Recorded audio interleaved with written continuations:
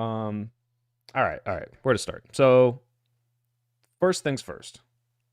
We've gotten most of the conversation out of the way, so this could be short. But first things first, I do want to make two corrections because I had some things on Monday that I was reading off of chat and DMs in the middle of things. So first thing, I said that we should prosecute Alito for his wife's involvement in Jan 6. Totally mixed him up with Thomas. Yeah, I was going to say at the time, but yeah. Alito should be impeached for potentially other reasons, like all the gifts he's receiving and the whole, upside down flag thing. That was, clear political partisan involvement there. But the biggest thing was the Ben Riley, the one who had super chatted you and started a bunch of this argument about like, oh, we don't need the filibuster. I misunderstood what he was saying. I thought that he was saying we don't need the filibuster to pack the court. What he was saying was we should invoke the nuclear option to pack the court, and this is getting rid of the filibuster. So I was misunderstanding. Okay. Right. So he's like confused me too, because it seemed like he was saying you don't need the filibuster, but well, he's saying if we get rid of the filibuster, right? So that's right. But yeah, it's like if he was explaining it to someone who already didn't know about the nuclear option, this is how he would word it, but we do know about it. So right. Anyway, here are my priors. Let's start off with what we both agree on, and then I want you to tell me what you think, why you think I think differently from you, because I'm really curious. Maybe I'm not even sure why I do, but first, we agree on election victories matter, and these midterms are super important, and we should not change course. We're on the path to winning these midterms really well, right? Correct. Yeah. Okay. Nothing we're doing right now, you or I probably agree that nothing we're doing right now is wrong. Like there's nothing that we need to we need to change how we talk about this or how we talk about that, right? Like what we're doing now is working. We agree on that? You mean like the Democrats in terms of electoral victories? Like we're already running on successful messaging campaigns, and right. Yeah, I agree with that. Yeah, because I just want to avoid any of the confusion. Because like during the Rashad conversation, it would be like, oh, like why do you think we should change things up? And I'm like, well, I'm not saying change things. I'm saying this plus, right? Like we can add things without necessarily changing the things that are working.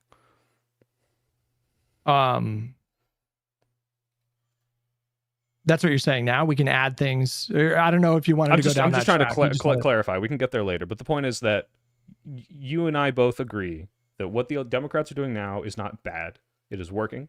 I don't think we should change in strategy insofar as talking like messaging about what Trump is doing, economically and how bad all the war stuff is, affordability, like all of the Democratic platform for the most part, I believe is working, right?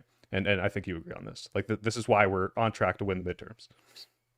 Okay, yeah, I agree with that. Okay. Yeah. And then the third thing is we both agree that if anything that I suggest that you disagree with was like over 90% chance to hurt us electorally long term, we shouldn't do it. Or at least I want you to acknowledge that I acknowledge that I wouldn't want to do this if I thought it would have the worst consequences of what you might suggest it would, which is we're going to lose in the future. Yes. Yeah. Okay, cool. So with all that out of the way, Hutch, you fucking idiot, you're so wrong. No. Tell me why you think I am more reticent, that's not the right word. I'm more persistent and ready to say we should continue trying to prosecute Trump, whereas you are more hesitant about it. Because I'm curious why you think I think this way. From what I gather, the argument seems to be that absent a public reckoning, a public punishment of the administration, Trump, his family, his cabinet, people that have corruptly enriched themselves and like hurt our democracy. The arguments that I hear is absent that, what we do with reforms in the future will have limited effect because future corrupt politicians will not be sufficiently disincentivized to do corrupt things. So if you pass a law, it's less likely that future corrupt presidents will even adhere to the law or be concerned about breaking the law because they will not assess that there's a significant risk to them. Okay, this is half right. I think that actually reforms and laws are sufficient for probably future instances of this happening to a degree. The reason I want to prosecute Trump is because I don't think he clearly cares about these things, and he's still in power and will try again. So this is not an either or, but a both. One, the laws are insufficient for Trump.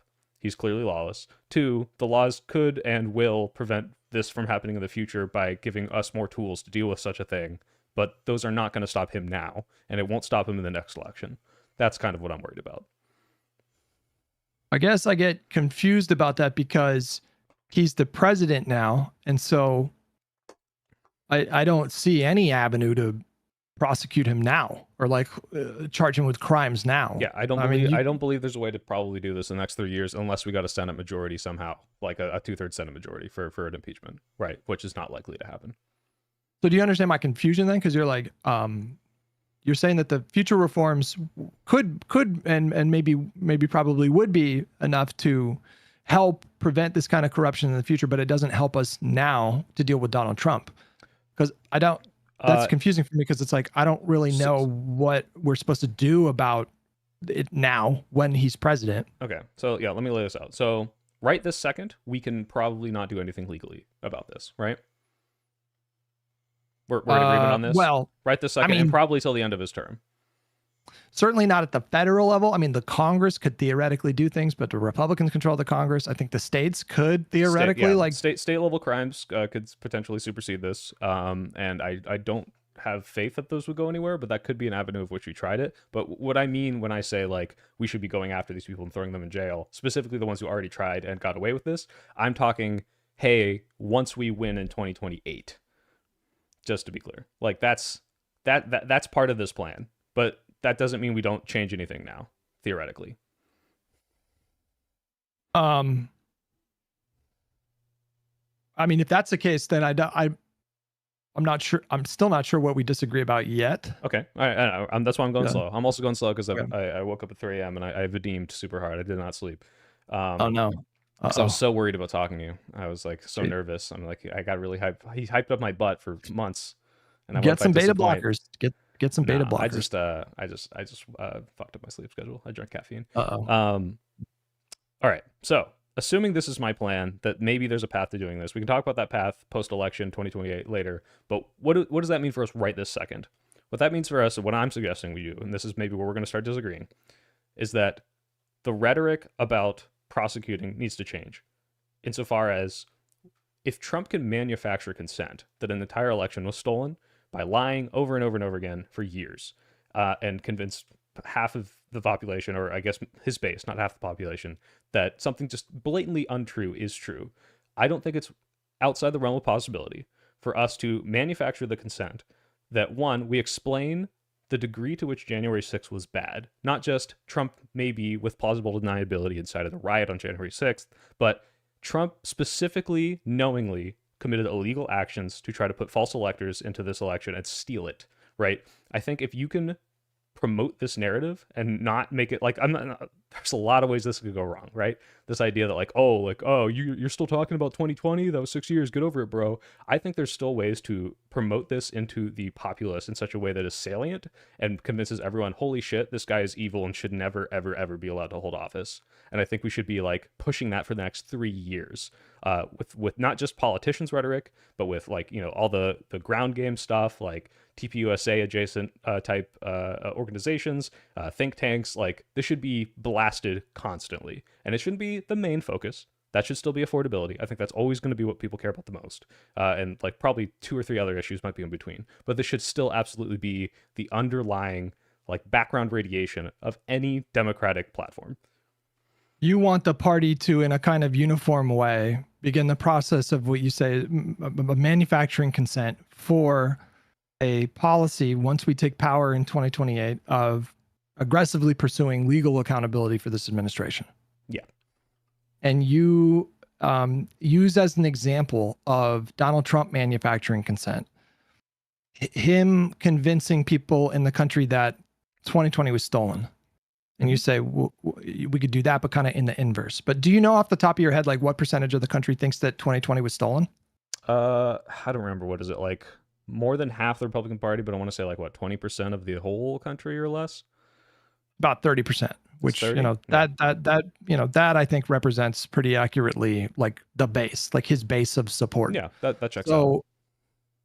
when I think of manufacturing consent, that's not what that term means to me. The manufacturing consent to me means a much more broad manufacturing of consent. It didn't really help him to manufacture consent in that way because there weren't enough people in the country that believed him to produce enough political pressure for maybe our institutions to like buckle more than they did. Mm-hmm. Like what would 2020 have looked like if 70% of the country thought that Joe Biden stole the election, or 80%? well, then Joe Biden wouldn't have won, right? Yeah, then he just would have won the election. I mean, yeah, I guess we're just doing a thought experiment or whatever. But like, let's say hypothetically, like it was a little more, and like maybe like there was more senatorial pressure, or Mike Pence said, you know what, maybe I should, make the opposite decision of what I made. Yeah, like theoretically, this could have gone a different way. Yeah. Yeah. Well, I am making the argument here that it is no small thing for a political party to change public opinion drastically in that kind of way. In fact, a lot of the times that when parties start pushing for something, the thing becomes less popular. Can you give me examples of political parties or political leaders that you might bring up? Gavin Newsom, because that came up in the context of the conversation. He was able to change public opinion in California to go from like 30% supporting partisan gerrymandering to having a pretty overwhelming mandate from the public. But I would argue that opportunity was pretty unique and distinct from what we're talking about here. Because why do you think that one's unique? Oh, sorry, you said because. I shouldn't have interrupted. Go ahead. Yeah, because California is a very heavily Democratic state. I think it's around like 30 or 35% of the voting population here are Republican, but I mean, I was actually trying to look this up. Do you know the national numbers on this? I couldn't find them. Like the national support for Prop 50. I know it's hard to poll people on a California state prop, but I couldn't find anything on this. I don't really know if there was any national polling done for this. You could look it up. Do that real quick. I'm gonna get water. Oh, okay. Damn, Hutch is so thirsty for me. Does anyone in chat have it? Because everything I could find was on likely voters in California. It's like majority of California likely voters, yes on Prop 50, poll conducting California voters, which is ultimately what matters.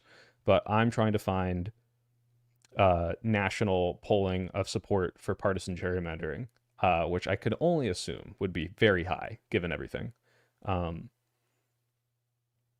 Miro says, I like this debate better. This one seems respectful. That's because Hutch and I are like friends and like respect each other. Yeah, everything I find is California stuff. This is very annoying. I don't have that, but I have a pocket full of spaghetti. Well, thanks, Juwe. I appreciate you trying. And you know what? If you were here, I'd reach in your pocket and grab a noodle or two. Even though I'm cutting, I'd eat a carb or two. That's such a dumb stereotype. People say, oh, you're cutting, you can't eat carbs. Yeah, you can eat carbs. You just don't eat them primarily because you're trying to hit your protein macros. Duh. Who is Hutch? I've never heard of him. That's so funny because Hutch is like way bigger than me, like multitudes. And every time I mention him to any of my friends, Hutch, every time I mention that I'm going to talk to you to my friends, they're like, the Call of Duty guy, the Modern Warfare guy. Like everyone knows you, like literally every one of my friends.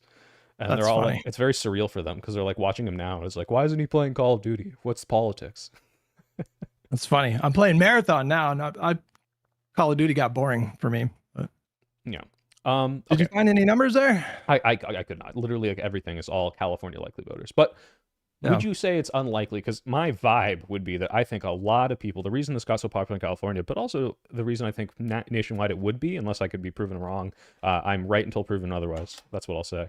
Most people would support this as hey, it looks like people are finally fighting back against what they perceive as Republican lawlessness and bending of the rules. And this is like the Democrats saying, you're like, oh, you're going to do that? Well, we're going to do that, right? Would you disagree with that assessment? Not when it comes to the Democratic base. So in the same way that Trump was able to manufacture consent in 2020 with his base, that Joe Biden stole the election, it would not surprise me in the slightest. I would guess that among the Democratic voter base, like the actual like voter base, that Gavin's move was overwhelmingly popular. Yeah. Right. But these, again, like manufacturing consent, I think necessarily extends to the center and to people that are independent. And and describe themselves as more like nonpartisan. Okay, well, do you know the poll? I do know this. Do you know the polling on support for prosecuting Trump for January 6th? I would guess that it's like around like 55%. Yeah, almost definitely. It's like 50-51. Like it's Yeah. already like pretty high, higher than the 30% who think the election was stolen, right?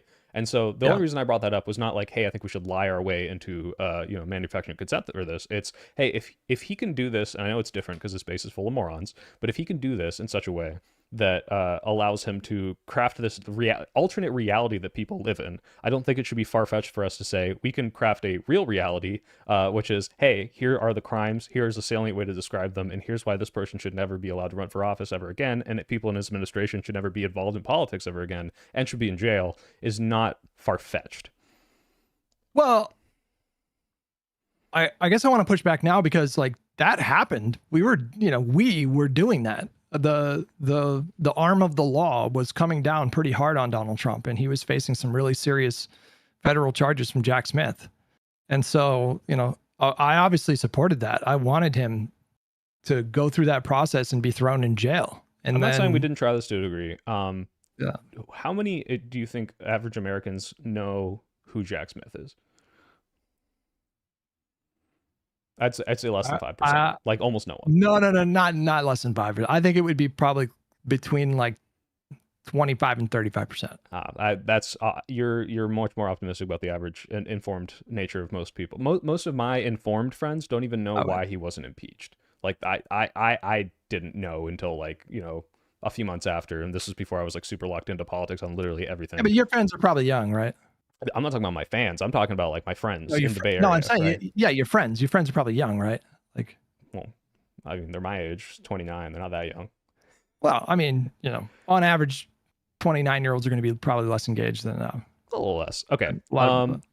I would say even fewer, or maybe fewer, or around the same amount, are people that understand completely what January 6th was. For example, I just, just warming up with the conversation, one of my roommates, one of the smartest people I know, was just warming up and talking to him about this, and he didn't really know what I was talking about when I said the false elector scheme. Like he had heard of this, but he was not like super informed on this. This is not something I think most people are privy to, and I think that most Americans don't fully understand it, and I think it's because it's a little complicated, because it's to the extent that you have to explain how the false elector scheme would have worked, rather than Trump told a bunch of people to go riot, which is very easy to understand. You have to explain this like Ocean's 11 heist level of legalese and how he tried to do this to the average American voter who already doesn't even understand like bicameralism or like the three branches of government. So yeah. I don't think this was done well.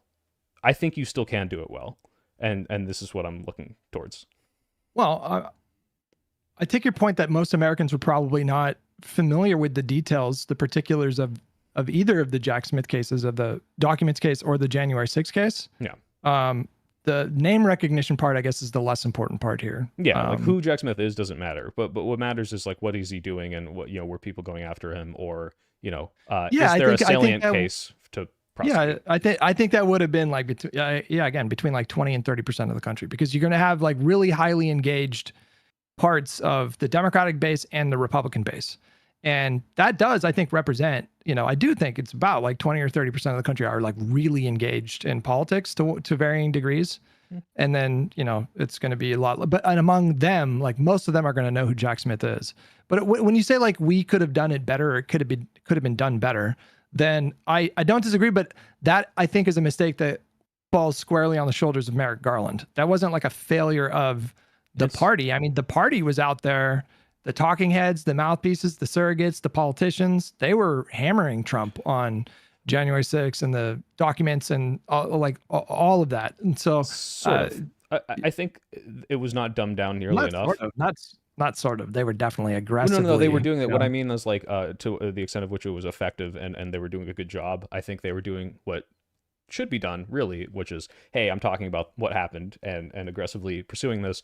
But I think the way I'm envisioning this, and I'm not pretending to be some political expert consultant who, if you just listen to me, we would have solved Israel-Palestine or some bullshit like this. But like in every marketing ad, it's, hey, Donald Trump sent false electors, and like you don't even say false electors. Like Donald Trump invented, his surrogates to go lie about the election to try to steal it. Whatever like that message is boiled down to in 2 sentences, that was not what we were pushing on people, and that's why I think most people don't fully understand the extent to which he tried to steal.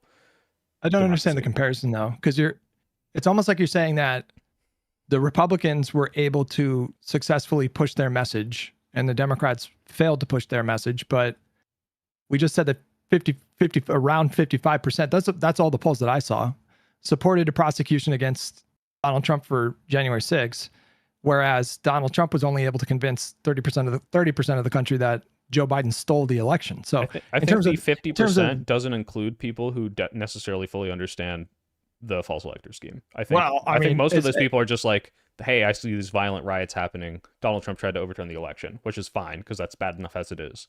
I'm talking if you got most of the populace to understand, hey, this guy, because by the way, what I'm about to say, this is not how you explain it. And I'm still not sure about this. I haven't drafted up like here's how you disseminate this message to, the dullards. But like the idea that, hey, this person knowingly and illegally tried to pursue a means of stealing an election that involved lying under oath from all these people, to then send false electors to the Capitol. I think that's very different from people think that he incited a mob to try to stop the election process, which is part of this, right? Yeah, but I'm just saying, like, if you're going to make the case that if you're going to compare, what the Democrats have done in terms of manufacturing consent or shifting public opinion away from Donald Trump and in favor of like prosecuting him, when I look at the numbers, it looks like Democrats did a better job of manufacturing consent. And like, so I don't understand why we would look at Trump and think like, why couldn't we do that? Well, he was unsuccessful at convincing a majority of the country that he was innocent. Yeah, but he won the election is kind of what I'm talking about, where like, hey, I think we can win. Like, I want to do this in such a way that I believe we'll win the election, we'll get a bigger Senate majority, and give us the power to do the things that I'm talking about 2028. Evidence do you have right now that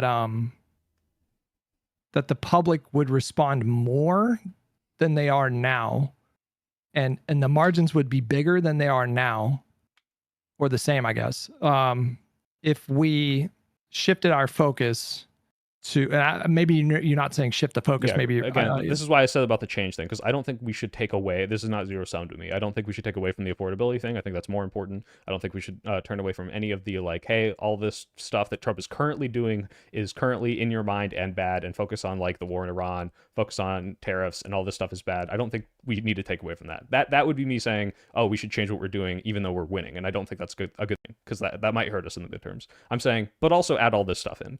Now, obviously, if this is like a funding or like, an airtime thing, maybe it is a zero-sum game, but I think we can spare like 5 to 10% of this. And my evidence for this is not... Oh, yeah, go ahead.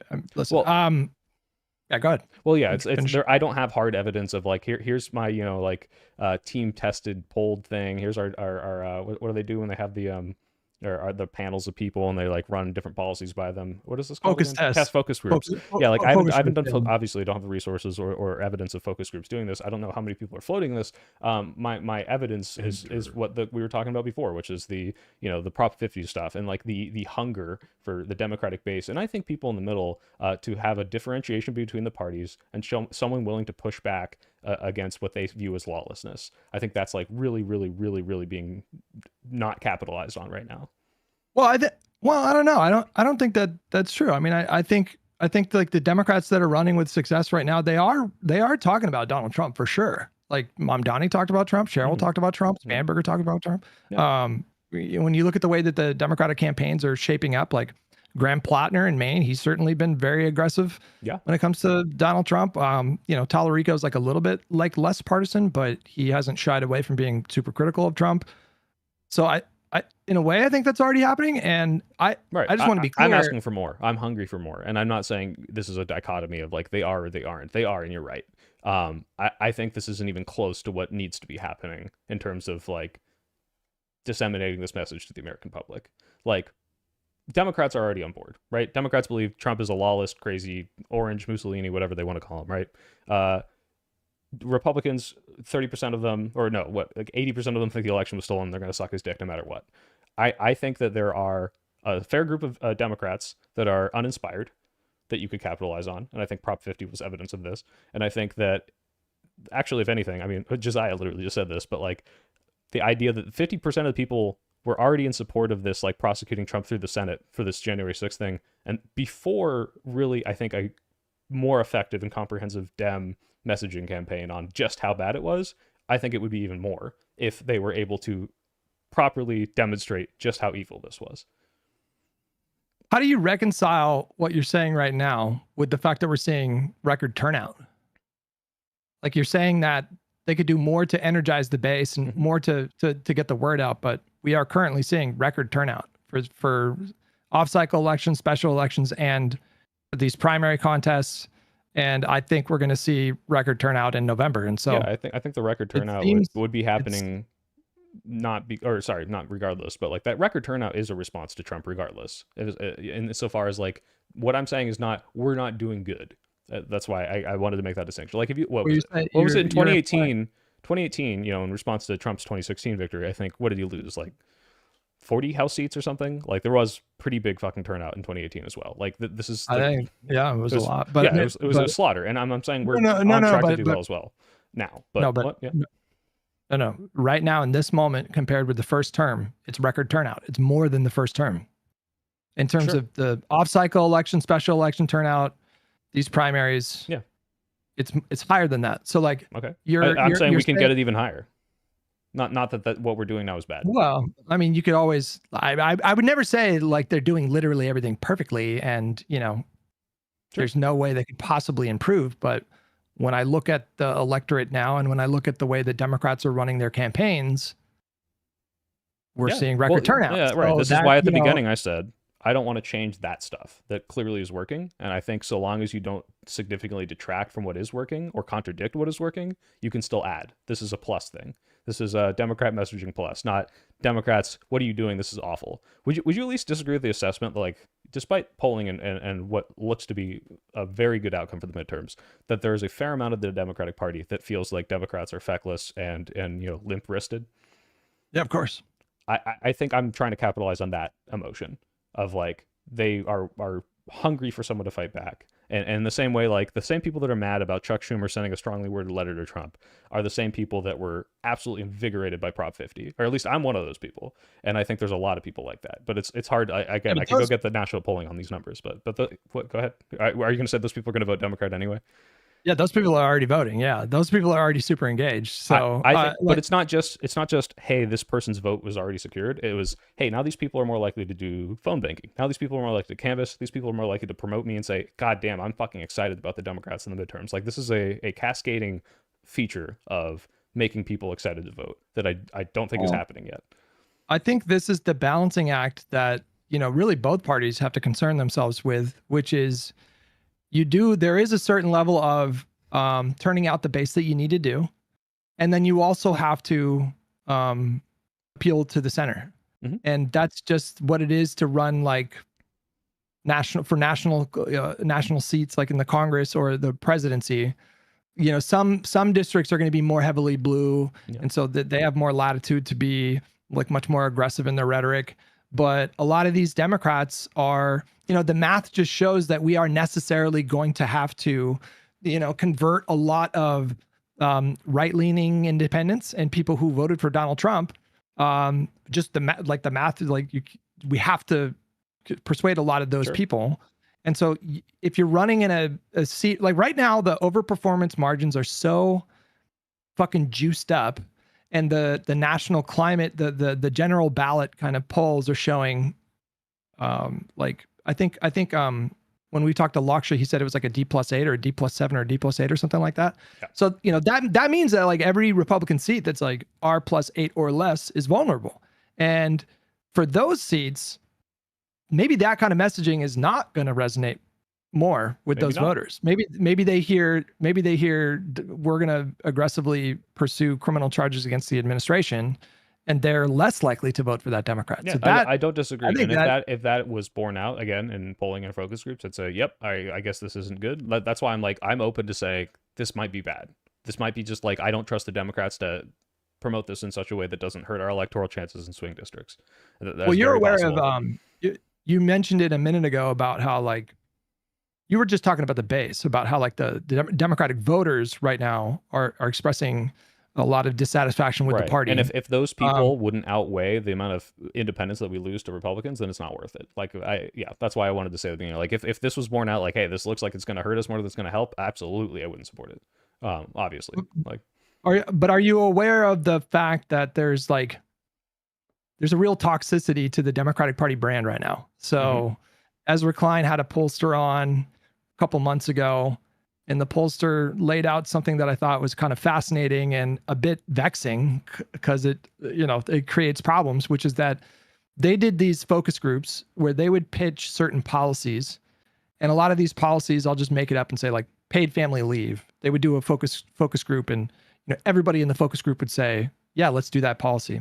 And then they would ask different focus groups the same question, but then say, but D, yeah, and then they say, yeah, it comes from Democrats, and they saw it's like support Obamacare versus Affordable Care Act, right? Like it's as soon as you attach the media, like where does that come from? That comes from the media slog, right? That comes from the aggressive anti-Obama messaging, aggressive anti-Democrats. Democrats want to hurt you. Democrats are demons. Democrats want to change your children. Like where does that come from? It's not from the policy. These people don't disagree with the policy. It's because of the media narrative that they're able to manufacture that I think the left media, even if you think the politicians, this would hurt them. Let's just say it was borne out in the polls, this would hurt politicians. I think the left media could manufacture this and like the same way that Republicans are, and just be like, hey, yeah, the word R should be poison the way that D is for independent and right-wing voters right now.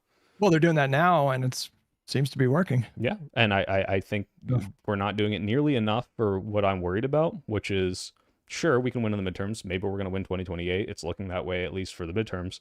But when you have these big swings that are reaction to bad Republican policies, because you and I agree Republican policy is bad, obviously, but also the American public agrees when they see how they're enacted. My issue is, hold on. You're clever. You're clever. You keep cutting me off right before I make my point, and then you go off. Oh, sorry. No, I thought you were finished, but go ahead. Would you acknowledge then that there's pretty significant risk of the party in a kind of uniform way adopting a policy platform of aggressively pursuing criminal charges at the federal level for Donald Trump? Like, would you not acknowledge that in the current climate, maybe the Democratic politicians are actually not the ones to make that case? And if other people want to make that case, if people with platforms not only would I acknowledge, I would agree. And surrogates, then I think there's I'm not going to say that you shouldn't push for that.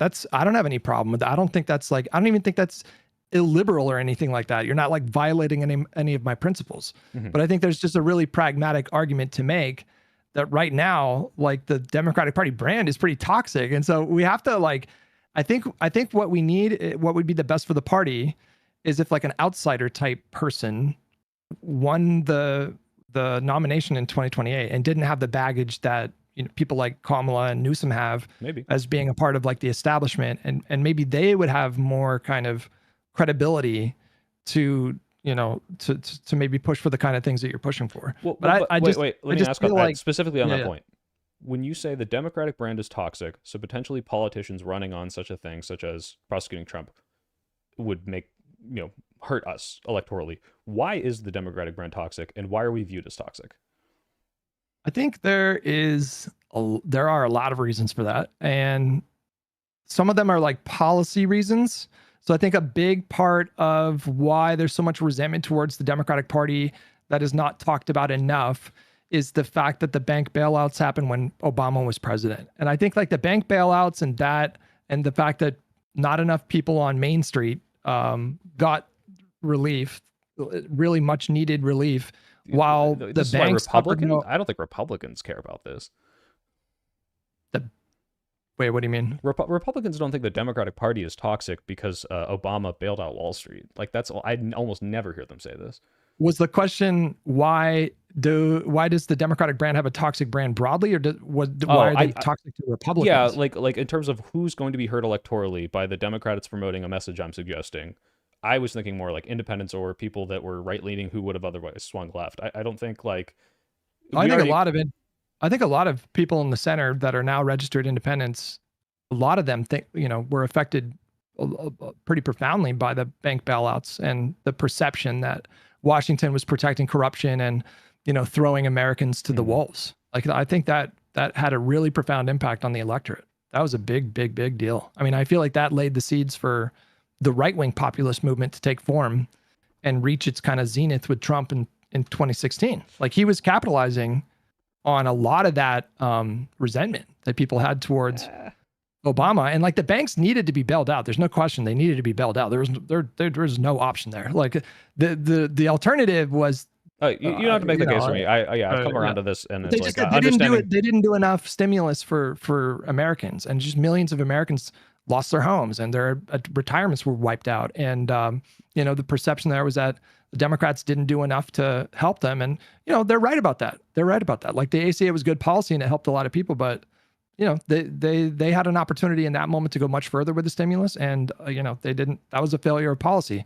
But to be clear, Donald Trump populist movement partly was able to capitalize on the recession, but he did not win running on that. That was not even, I don't think, in the top 5 things that was like the grievances that you're capitalizing off. It was black guy in the White House. It was Affordable Care Act. It was divisive BLM politics and wokeness. Like in 2016.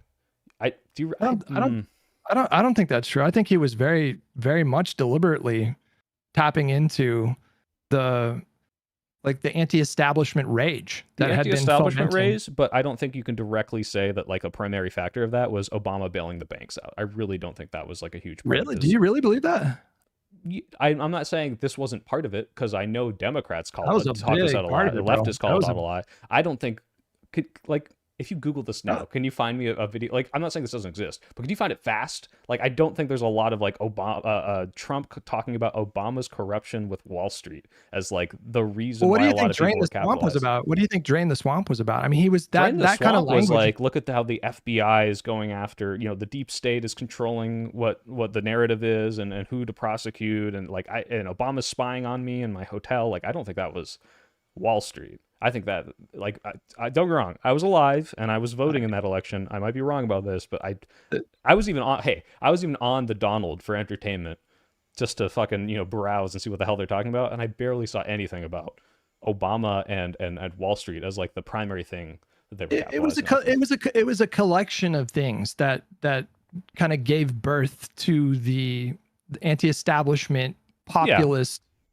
Sentiment that sprung into existence, I think, in a really pronounced way when Obama was president. It was a combination of a lot of different things. The bank bailouts was a big part of that, but also it was like trade agreements that we had entered over the previous, decade or 2 decades, like the NAFTA and the TPP was a big one. I remember that. Yeah, the Trans-Pacific Partnership, and these were jobs that outsourced a lot of manufacturing jobs overseas. There were towns that basically got decimated, and that fed into the opioid problem that occurred, around the same time. That really kind of became like a huge problem right around the same time. And so it's all of these things. And I think Donald Trump was tapping into very deliberately. Oh, sure. Tapping into that rage. Yeah, and he was even able to bleed out, like, because Bernie Sanders talking about Wall Street bailouts, that was huge. Like, I would never deny that, and he was able to tap into the Bernie audience and say like, hey, you guys lost, and hey, Hillary takes all these speaking events with Wall Street and blah blah blah. Like, this wasn't not on his radar. It was part of the greater populist narrative for sure. I just don't think that specifically the Obama bailout was a big thing that Trump was pushing. The whole thing is a tangent, though. What was your point about the bailout? You asked me what are the reasons why the Democratic Party brand is so toxic, and so I it kind of starts there really, because Democratic brand was fucking great in 2008, right? So what happened since then? And so that was like the beginning stage, right? So like there was a feeling within the party itself that the ACA didn't go far enough. I think a lot of that is like Green Lantern silliness, but that's just what a lot of voters in the Democratic Party think. Yeah, it was Obama underdelivered, right? Like, oh, he promised to close Guantanamo. ACA. Go ahead. My point is that like both right-wing and left-wing populism kind of ascended during that time, with like, you have one end of the spectrum with like Occupy stuff, and then you have the other end of the spectrum with like Tea Party stuff. Yep. And the Tea Party people, they were running on like, the like the bank bailouts and that sort of thing, I think, being like really corrupt. And you can look this up, I swear. I mean, it was like very, very aggressively, a big part of the Tea Party movement is, as I recall, was them talking about the government's corrupt kind of relationship with Wall Street over Main Street. Are you looking it up there? Yeah, no. Again, I wasn't super following Tea Party in 2010. I think my only exposure to this was like Jon Stewart and Stephen Colbert, so that's very possible. I don't believe that was Trump's platform, but I'll believe you on the Tea Party stuff. No, It no, no. looks like you're right.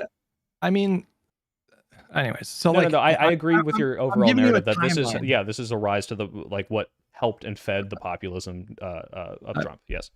But that's the beginning stages. So like the another thing that hurt the Democratic Party brand was losing to Donald Trump and perceived corruption and then in 2016 there was already this kind of divide within the Democratic Party that really kind of like exploded and fractured with like the Bernie Sanders DNC, like that conflict, and then a lot of that was on corruption, right? It was like, oh, the DNC cheated with the superdelegates, or they're feeding Hillary questions during the debate, right? So it's that's all part of it. feeding this. It's all feeding this narrative of like there's a swamp, there is corruption in DC, and they don't care about the little guy, and And so populism continues to grow and grow. But then the brand started to get better in 2018 because we won. Like we won the midterms, and we actually had congressional majorities to conduct congressional investigations and do public hearings, and things started. In the timeline, do you think that's the Democratic brand getting better or a reaction to how bad Trump is? Because I think it's more the second. I'm not saying this is dichotomy, but I'm pretty sure the second one is a bigger issue, and that's what I'm thinking is happening now, which is why I'm pointing it out. But that's just politics. Like it's not enough to just have one party that is in power and being really incompetent and doing unpopular things. You do, that's obviously a part of it, but you do need a strong bench and a strong bench of candidates. And, at the time we did have a lot of bulldogs like Kamala Harris, for example, in the Senate was really effective when she was grilling members of the cabinet. And, you had a lot of like really strong, I think, Democratic politicians at the time. And so, Donald Trump, like the reason why he was able to win his second term was because Joe Biden was a pretty unpopular president, and Kamala inherited that baggage. And so, I don't think Trump ran an extraordinary campaign in 2024, right? Like, and this is what I'm saying. But it's not limited to Democrats. It's not. Like this is something that happens with both parties. It's of course, when the party that's in charge.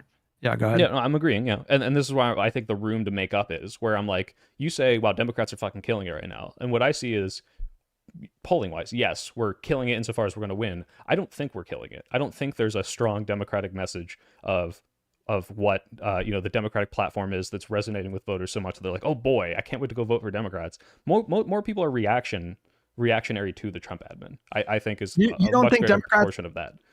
You don't think Democrats' disciplined messaging on affordability and government corruption is actually like resonating with voters? It's working. It's resonating with people. I think the messaging itself is not the reason that's working. I think the material reality of my life is worse now, and I see how bad the president is fucking up is what's primarily driving that.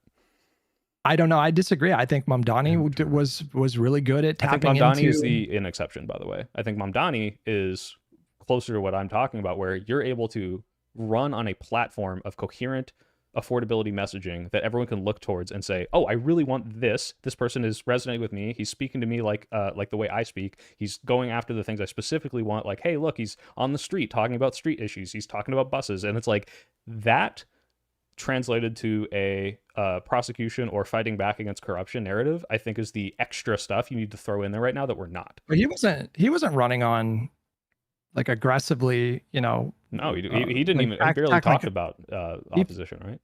Yeah, but Mikey Sherrill, when she like really kicked off her campaign in earnest, like her first campaign ad, she was talking about affordability issues. And so I don't know why you say Mamdani is an exception, because they both ran on affordability. The difference is that Mamdani ran on populism and Sherrill didn't. She was just she was more just kind of like, we got to get in there and deliver results, and she wasn't doing that. The reason, again, this is super nuanced. So like it's going to be very easy to potentially pick apart a vaguity I'm saying here, but let me try.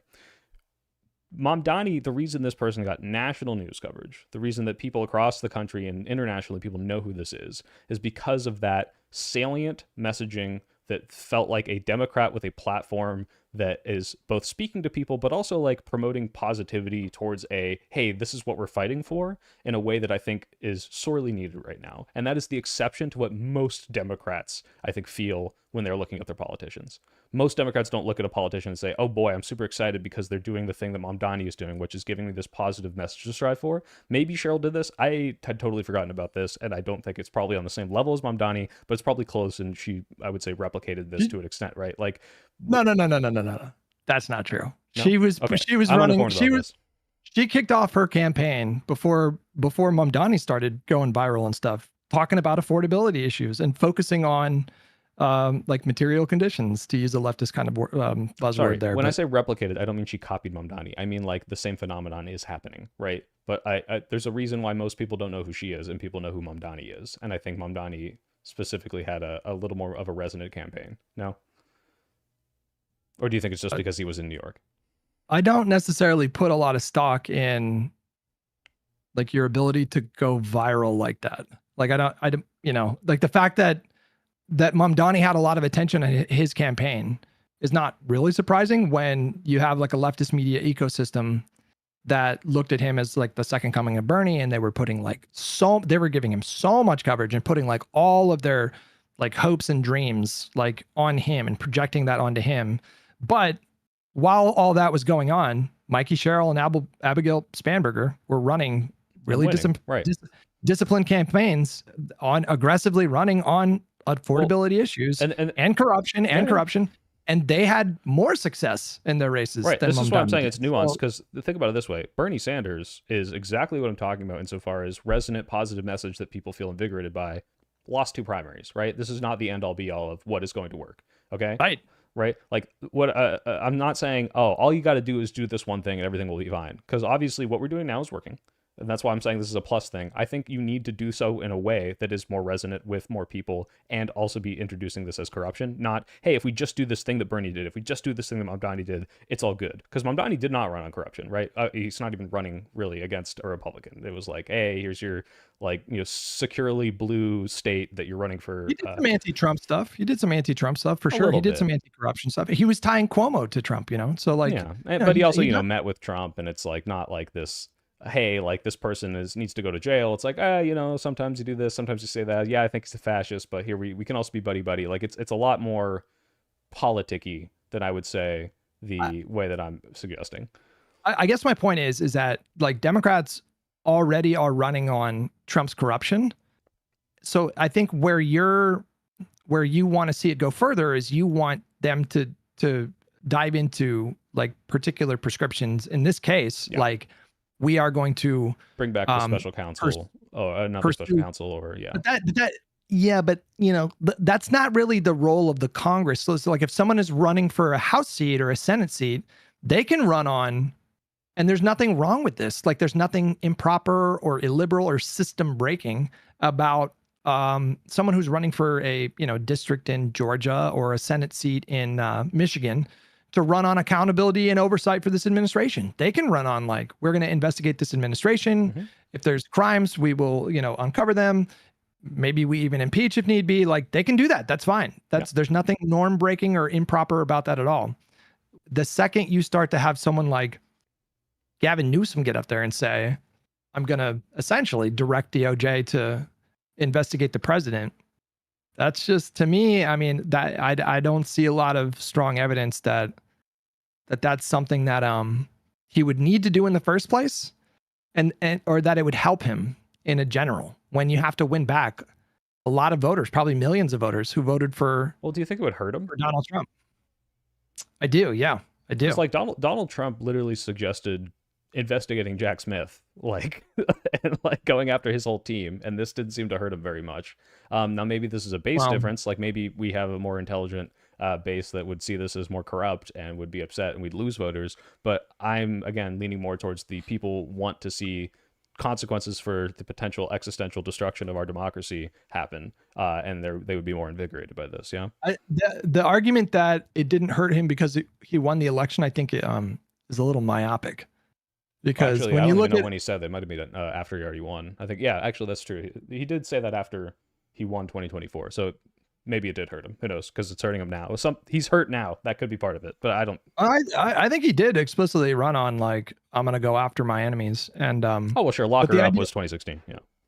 Well, I think he did it also in 2024, but I'd have to go back and look. But like the idea that that didn't hurt him just because he won, I think kind of misses the forest for the trees here, because that's not evidence. It is. It's just a fact that compared with other incumbent parties across the world, Kamala actually did very well. Like she lost, but the margin of the loss was much tighter than in many other countries where the incumbent party got blown out because of macroeconomic trends and inflation and these kinds of things. And so I'm making the argument that Trump would have done better. He would have beat her by more if he would have been more, if he would have just not been Trump, like, you know, if he would have ran a disciplined messaging campaign. Trump probably underperformed for a generic Republican in that campaign, but I'm making the argument that I think Kamala would have performed better if she ran on, we should lock these people up and make sure they can never do this again.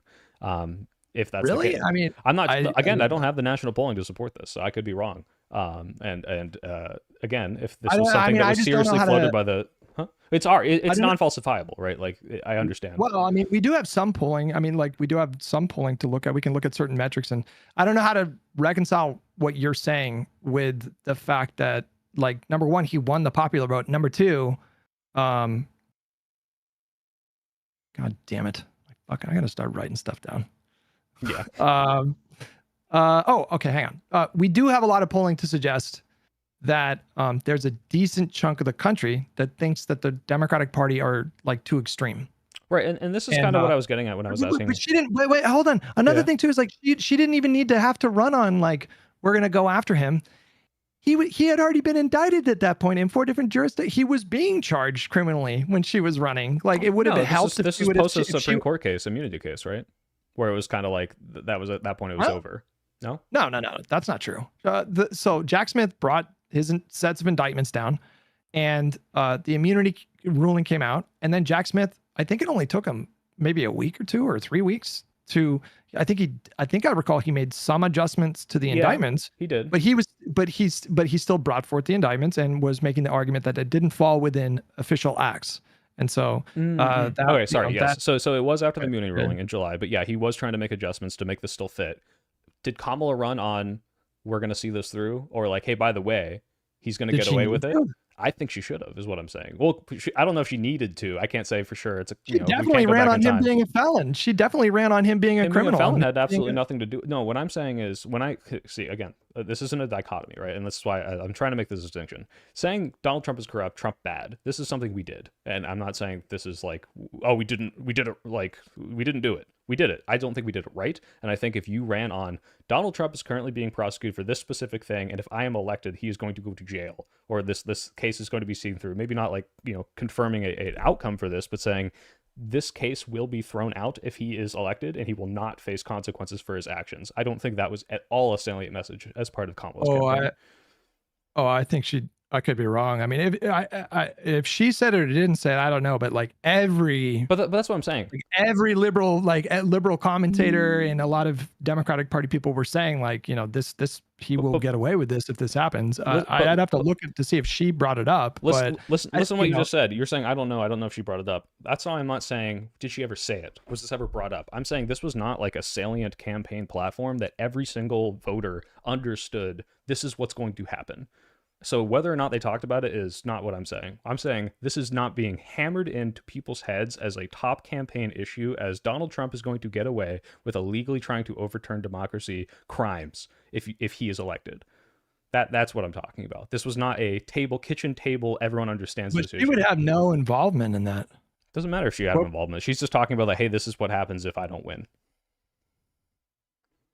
I would have to look at like what she did, but I do recall her bringing up his criminal cases. Sure, of course. I know she talked about being a criminal. Yeah, very, very often. Yeah, but I'm not sure. Well, do you see the distinction I'm making here? Not she didn't talk about it, just the fact that this is even like I'm not sure to what extent. That's why it should never have been a question. This should have been a top issue constantly. This should be like the level of which Trump is talking about the election being stolen, which is why I brought up that comparison.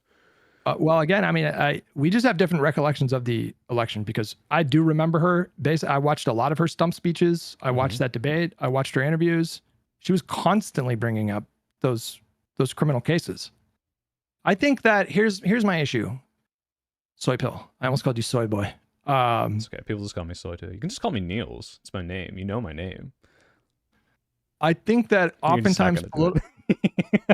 I think that oftentimes political parties are up against tremendous forces in this country, and I get the sense from a lot of people who do a lot of armchair quarterbacking who think that it's like pretty straightforward or simple to, you know, significantly move the public in this direction or that direction. I'm not saying it's simple. I've admitted otherwise already. By the way, this could horribly go wrong potentially. Like, I mean, I just don't think that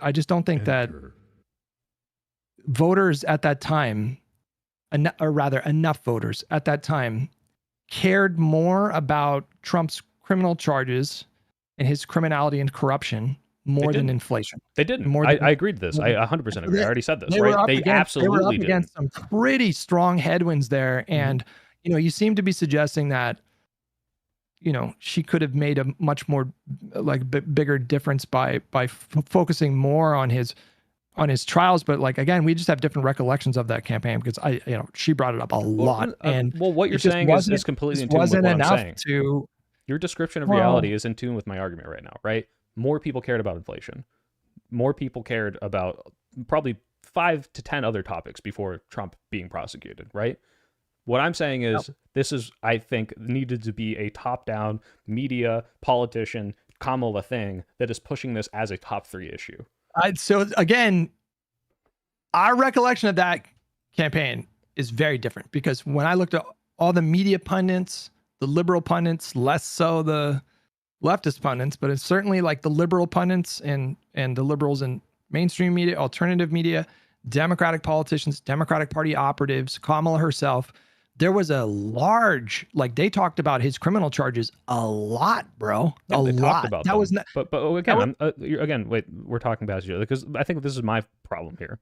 I'm describing vaguely they should have done this more, and I'm not really giving a good prescription. But what I'm saying is the way that this was talked about was just in the same way you do your little filibuster rant about, not you, proverbial you will do a filibuster rant like Trump, 34 felony counts, probably in the Epstein files, blah, blah, blah. Like this is thrown in as one of these like multiple things you talk about as this guy is bad. And I don't think this is good messaging. What I'm talking about is making this a pillar of this campaign, a platform of the campaign, not just Trump is every corrupt. analysis that I've seen, like literally every post-election analysis that I've seen, basically I've all said the same thing, which is that the focus on like saving democracy was not, and like Trump's criminality, these were not things that I'm agreeing. I'm agreeing with you. All of them say that the Democratic Party should have focused on that less, is what I've seen in every post-mortem analysis that I've seen. This is true insofar as if you could convince me that the populace could not be swayed by this, and I don't think that's true. In the same way that that's why I brought up this Trump thing. If Trump is able to manufacture this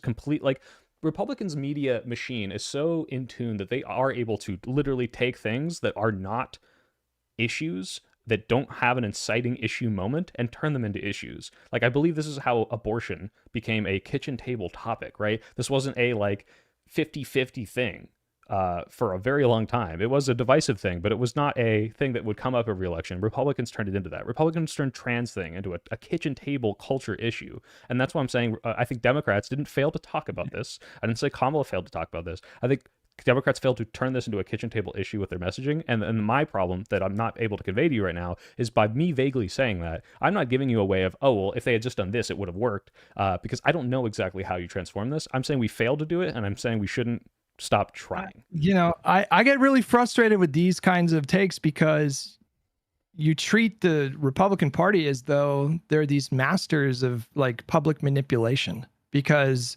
not masters, well, you seem to suggest that they are capable of changing public opinion in ways that like far eclipse what Democrats are able to do. I do think that.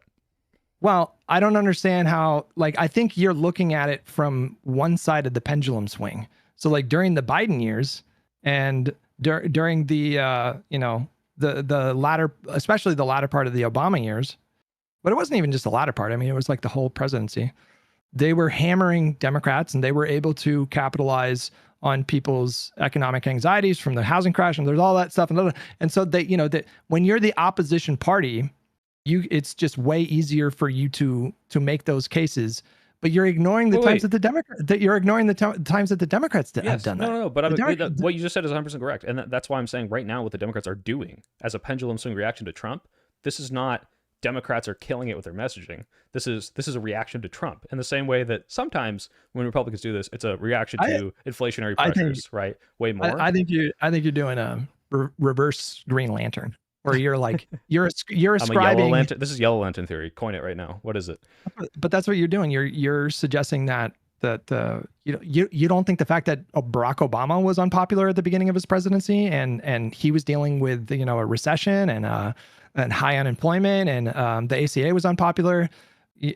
Like that the Democrats were capitalizing on that, or the Republicans were capitalizing on that unpopularity. They weren't manufacturing everything that the people were upset about. No. Like they were tapping into his unpopularity and forces that he was up against that went beyond Republican messaging.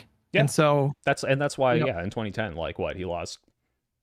What did I say? Trump lost it was like over 1840. It was like across 60. the country. Yeah, it was like over 63 in the House and something crazy in the Senate. I don't remember, but it was really bad. And I'm not, again, this is super nuanced, right? Like obviously all of these things are going to matter. That's why I'm trying not to be like, we need to do this or this or this or this. And it's very easy to fall into this categorical thinking. Obviously right now, Republicans are doing a dog shit job and we are capitalizing off this. We're doing a good job. I think we could be doing a way better job. And I think doing this better job is not in lieu of us doing something different in terms of messaging about the economy and affordability. Hold on, I do have to read this because Ben Riley, I mean, this is the guy that was arguing with you before. Maybe his idea. He just won't give up. He loves super chatting. He literally has my DMs and he still gives me money. I don't know why. He should stop. He says, Dems should run on the 5 A's: accountability, abundance, affordability, accessibility, authenticity. And I'm assuming the authenticity one is he literally super chatted me right when I said that. God damn it. Authenticity is the prosecuting people. Yeah. I mean, wait, what? Authenticity? Like, well, maybe not. Is prosecuting people? What is it? What do you mean? Doesn't that just mean just like not come across as like a machine? Oh, maybe he does mean that actually. No, I think about it. I'm just so I'm so locked into. I think you mean accountability. Accountability. Excuse me. Yes. Sorry. The accountability one was the prosecuting people. Yes. Sorry. Authenticity is the not coming across like a fucking robot. But yeah, he just also super chatted to tell you this. By the way, if you want to steal Ezra Klein's shtick, you got the whatever Donald Trump. Rage politics, that's red lantern theory. Then you got orange is greed, yellow is fear, blue is hope. Is this all true? You fucking nerd, dude. Indigo compassion, violet is love, black is death, white is life. Is this like pink kryptonite where like there's like all the different colors and one of them turns Superman gay? Like there's all the different lanterns and there's like the I don't know anything about like the Green Lantern mythos. Comics. Oh, but I just refer to I get so frustrated when people talk up Trump and Republicans like they're these like master manipulators, and it's just not true. The reality is that anytime a political party is actually in power, they're just super vulnerable because they're doing policy, and it's much easier to attack policies. And so that the same thing happens when Donald Trump is president. The Democrats right now are fucking hammering this administration. You're not giving them you think it's just, you seem to suggest that the public is turning on them just because Donald Trump himself is bad and unpopular. Let me be clear, I'm not saying that. Hardly any. No, but you are though. You're saying most of that comes from the fact that Donald Trump is bad. I would put more weight on that. I would not say that Democrats are doing something if Democrats didn't talk, they could just coast their way into the White House. Obviously, they're doing good work. That's why I wanted to lay that out at the beginning, right? But why are you fighting me on this? This is what you're saying. You're saying that the Republicans do a better job of actually doing disciplined messaging, and it's not just about Democratic Party unpopularity. You're saying that they do that in a way that is way better than Democrats. I think the I don't think you have any. I don't think you have any actual evidence for this. I think this is purely vibes based. If you just I don't know if there's an empirical way to measure this. I could look this up, but what I'm saying is, no, it's not solely due to Republicans bad. However, the Republican media machine, the TPUSA, the Fox News Network, the Heritage Foundation, the Federal Society, they are much more lockstep and better at driving media narratives than I think the Democratic machine is. And an example How's of this. that working right now? How's that working right now? Well, I'm not saying this is the end all be all. Swipe he is historically unpopular. Yeah, I'm not disagreeing with this, but listen, when I say this, I'm saying if they were, let's say the positions were flipped, right? Democrat in power, same level of unpopularity, I think you would see a higher disapproval rating in terms of, well, this is kind of hard. This is What is silly. that based on, though? This is a silly analogy because obviously Democrats wouldn't be doing as much stupid shit, so the approval rating wouldn't be as bad. What I'm saying is the media machine, in terms of being able to craft narratives and do these long-term, like, Dune, right? Like Benny Gesserit level, fucking Eon level plans of like, hey, we're you think going that's what Republicans are doing? Well, first of all, we know this is true, right? Like, I'm not saying No. like I'm saying to their level of capability. Yes, of course. I'm not saying they're 100% like they got a great track record of it, but you look at the fact that they were able, like, would you call it a success that the Tea Party and the Federal Society were able to invoke the nuclear option for Merrick Garland, or not Merrick Garland, excuse me, for Neil Gorsuch, for example, were able to get these 3 nominees in. That was the Congress that did that. Not the Heritage Foundation. The Heritage Foundation are like Federal Society, who was able to like plan out, hey, we have direct communications with these politicians and are able to like right now they have influence. Yeah, they have influence in terms of like the judges that they pick, but not in, that's not the same thing as saying that the Republican. I just think, but that's all part of the same Republican plan. Just to be a little condescending for a minute here. I think maybe you're a little too young to remember, like shortly after 2004, the last 4 years of George W. Bush's presidency were fucking catastrophic. They were losing the messaging war like brutally, to the extent that the Democrats cruised into 2009 with a much bigger mandate than the Republicans had since Reagan. Yes. And then, wait. You're not wrong. I was too young. I was like 8. But let me be clear about this. I'm not saying that these people don't have these short and long-term victories. And this kind of goes into my greater narrative of like, I feel like this is short-sighted. I think I literally called you short-sighted in a super chat, which, to be fair, like, I don't mean this in a you're dumb, you don't know what's happening, but like, you're resting on the laurels of what will be a huge victory in a midterm, in the same way we had a huge victory in 2018, and the same way Republicans had a huge victory in 2010 as reactions to reactionary politics to whoever's in power. And you think about like the way that Trump is executing Project 2025 or executive theory or any of these things that like are leading us to fascism and dictatorship are decades in the making. This isn't a Trump unique thing. But right? If he was so capable, if the Republican apparatus, the media apparatus, was as capable and Machiavellian and strategic and capable as like the Benny Gesserit, as you suggest. Well, the Benny Gesserit failed, to be fair. That's what Paul was, right? And it was supposed to be a generation later. So I'm not saying they're perfect and they're infallible. Well, I'm saying we need to be doing these long-term plans. But bro, hang on. If they're really as capable as you suggest, then why is this president historically unpopular? They should be able to like get their media machines out there and, like just do the Benny Gesserit stuff and manipulate people. Here's what I think. Here's what I'm saying. But wait. Because again, this is either a failure of my communication or because like that's why I keep trying to say this is like a nuance. This isn't an either or thing. They have an immense media machine that is able to get some of these things done long term that like enable a Trump. I think they have an advantage. I think that would be unheard of 20 years ago. However, this does not mean they're infallible. This does not mean they're all powerful. This does not mean that we can't stop them. What it means is that if we're not looking long term, if we're not looking at ways to counter this long term planning that they do, it doesn't matter that Trump's historically unpopular right now and that their media machine can't overcome just how stupid he's being. What matters is that he's in power for the next 3 years. What matters is that he won in 2016 and was able to pick 40 years of Supreme Court justices. What matters is that he's able to dismantle things that are going to take a really long time to get over. And while we might win the war in the long run, if we keep getting this one, that's a separate thing, though. It's not separate from what I'm talking about, but tell me why it's separate.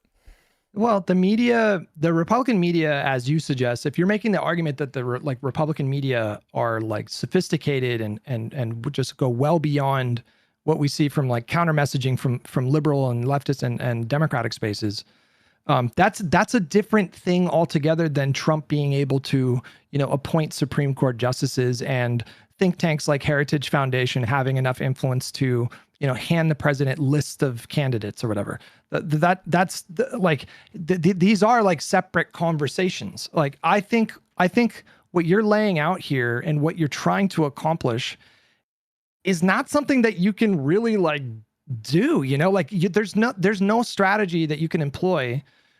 We just need to convince everybody that we're better and that they're a bunch of criminals. I And if we just, agree. That's why I said, if we just do that, we'll win for like 2 decades. That's just that's not like it. If you know how to do that, I don't. Bro, I don't know. I admitted as much. Why are they not like shipping you out to DC and offering you $300K a year to fucking do election strategy or whatever? You know, you'll be the first person to figure out how to like permanently have that advantage or semi-permanently have that advantage for like 20 fucking years. It's not that simple. But I don't disagree with. Yeah, I don't disagree with anything you just said. I tried to admit as much, and I'm glad you worded it in a way that maybe I couldn't. I'm not saying all we need to do is just say this one thing and everything's going to change. I'm saying this is a thing that needs to happen in democratic think tanks, in our influencers, in our media spaces, and the politicians. This would be like, we need to start coordinating this now. We like get ahead of this. This is not a, hey, this is how we win the midterms. This is how we secure democratic power and make sure this existential shit doesn't keep happening. Not because of a law that they might not follow, because this administration clearly won't do it. Maybe those things will deter future people. This is a, how do we slowly push the populace through this, similar machinations of what the Republicans are doing machine. I don't know how to do it specifically, but this is what I'm saying, prescribing that these institutions do, that we have more of these pushes and like focus groups and figure out how the fuck you message this. Because what right now is happening is not enough. And I think we could be capitalizing on this more. And I think that unfortunately, if we rest on the laurels of reactionary victories in the midterms and maybe even the election, that this is going to come back worse again. And we're not going to be able to do anything about it one time. And that's all it takes to lose democracy forever.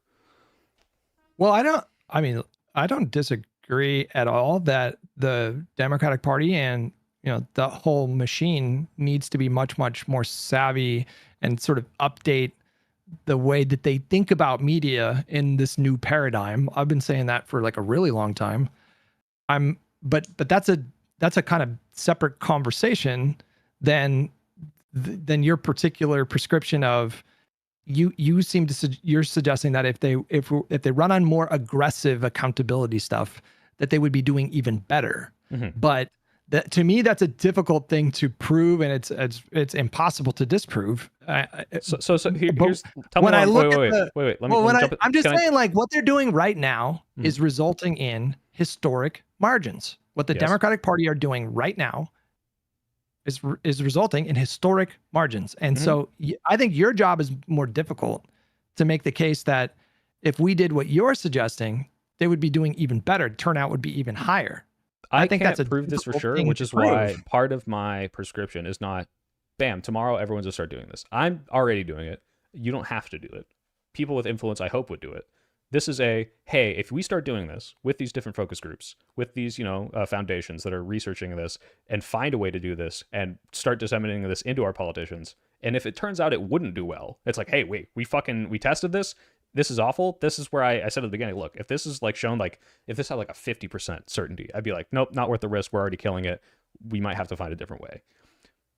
That said, you don't think Democratic strategists have like asked voters in these focus groups, what if we talked more about like like throwing Trump in jail? You don't think they've asked them these questions? I'm sure they've asked vaguely about this. I don't think the focus is there. Well, no, I think they've definitely, they get paid millions of dollars to ask voters, where they're at on basically every single issue. Yeah, I'm aware that this is talked about. I don't trust this to the extent of which I think it should be pursued, and also like how much they're paid and what they're focusing on doesn't exactly fill me with confidence. I mean, like we know what they were going to pay, like try to manufacture the little boy influencer right at the beginning of 2024 for like millions of dollars, like what was it? Like, I don't remember this. No, yeah, weren't they trying to find like the masculine young boy? They were sending like millions of dollars to talk about men's issues or whatever. You don't remember that? No, not really. Well, condescend to me about 2004 all you want, buddy, but you don't remember 12 months ago, all right? That. So, okay, well, the point is they some of these consultants are fucking stupid, and they pursue issues that aren't good, and that is not suggesting that we just throw all of the polling and all this away, but I don't trust that they've pursued this to the extent I think that there's a hunger for it, but I could be wrong, and that's why I admitted at the beginning, like if the polling would suggest by the end of this that like you couldn't even manufacture this, not that just the thirst isn't there, but that like no matter how hard you push this, it's a losing issue, it's a waste of energy. I'd be like, yeah, fuck it. Like if I could be convinced of that through empiricism, sure, okay.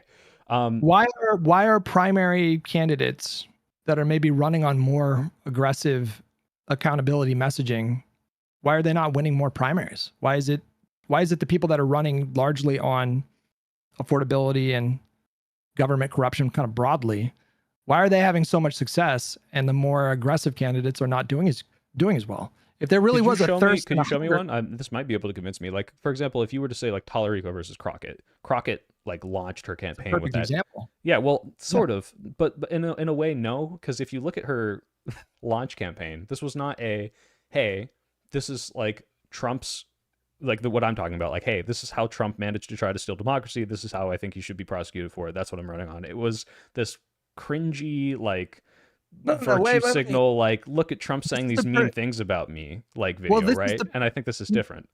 Well, this is the perfect example of what I'm talking about, though, because you have someone like Tallarico who was in relative obscurity, less than a year ago. And then he went on Rogan and that kind of changed his whole trajectory.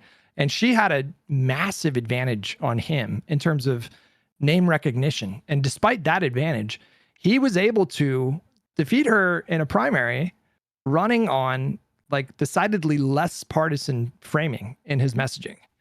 So if your theory was correct that people are yearning more for her style of politics right now, and I don't mean just in the Democratic base. I mean, I don't know if what I'm describing is her style. That's kind of what I'm saying. I mean, she was definitely focusing on Trump. Like she was definitely. But this goes back to what we were saying before, and we've said this a few times. Just why did he win? This is not. Well, hold on. This is not an absence of talking about Trump. Is not what I'm saying. I'm not saying they didn't or they did.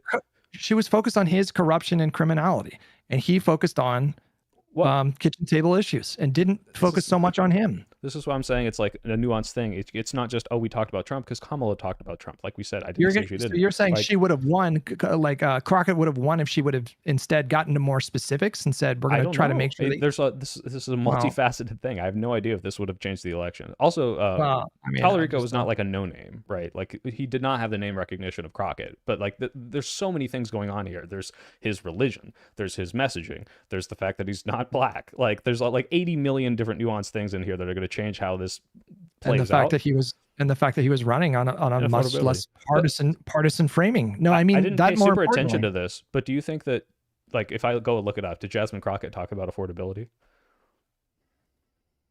Oh, I'm sure she did, but like she was definitely focused more. Her messaging campaign was about like a much, much, much heavier focus on Trump's corruption, Trump's criminality, and a promise to be like a bulldog in the Senate. That was definitely the focus of her campaign. His focus was, it's not about left or right. It's about looking up and, Jesus Christ and blah, blah, blah. And he wasn't running like as a partisan Democrat. He was decidedly not partisan, or not, somewhat partisan, but not nearly as partisan as she was. And yet he was able to overcome a massive advantage that she had in name recognition to win that election. And I think if that didn't happen, you would have a much stronger case here. But I think that's a pretty strong argument in favor of, the Democrats should probably do more of that and less of what Crockett was doing.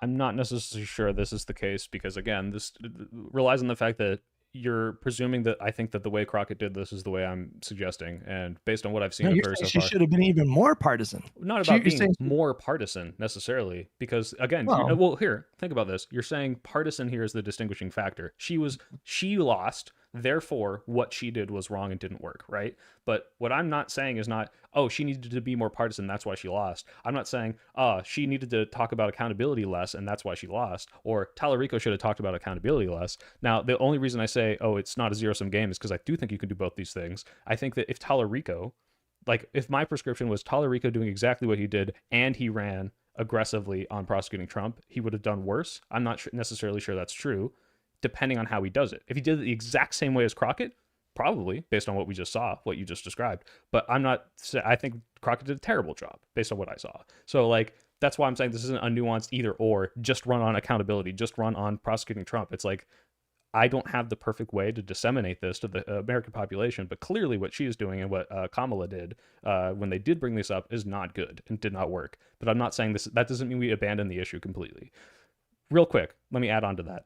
Because the reason I'm worried about this is if we just ignore this and say, okay, well, we'll just do accountability. This is working out in the midterms. This is not stopping the people who tried to do this from doing it again. And if this is an existential threat to our country, I don't think we can just say, well, yes, they're lawless. Yes, they're going to try to push against the system. Yes, there's a chance they steal the democracy from us. And we're just going to have to hope that we can keep trusting the voters to vote for us based on kitchen table issues that are working polling wise. That's what I'm worried about. Because I'm worried about the fact that none of that will matter if they're able to use that power in ways that prevent us from winning ever again. Well, I think at that point you are making a more macro argument. I am. That It is a pivot, yeah.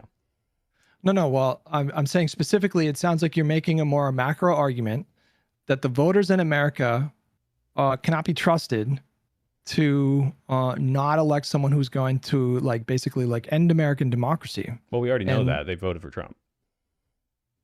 Well, I understand that, but like you're saying it in the context of using it as a justification to potentially do extra legal things. Well, and we'll get to the extra legal, but before we get to that, well, I mean, but I'm just saying this is what your argument sounds like to me, and you can tell me if I'm wrong. At that point, you are saying that American liberal democracy is not enough to, it's not strong enough, not resilient enough to withstand the current like MAGA movement, and therefore it sounds like you're tacitly making the argument for a different system, like a new system. So before we get to that, I do want to wrap up everything I've talked about so far is within the system, right?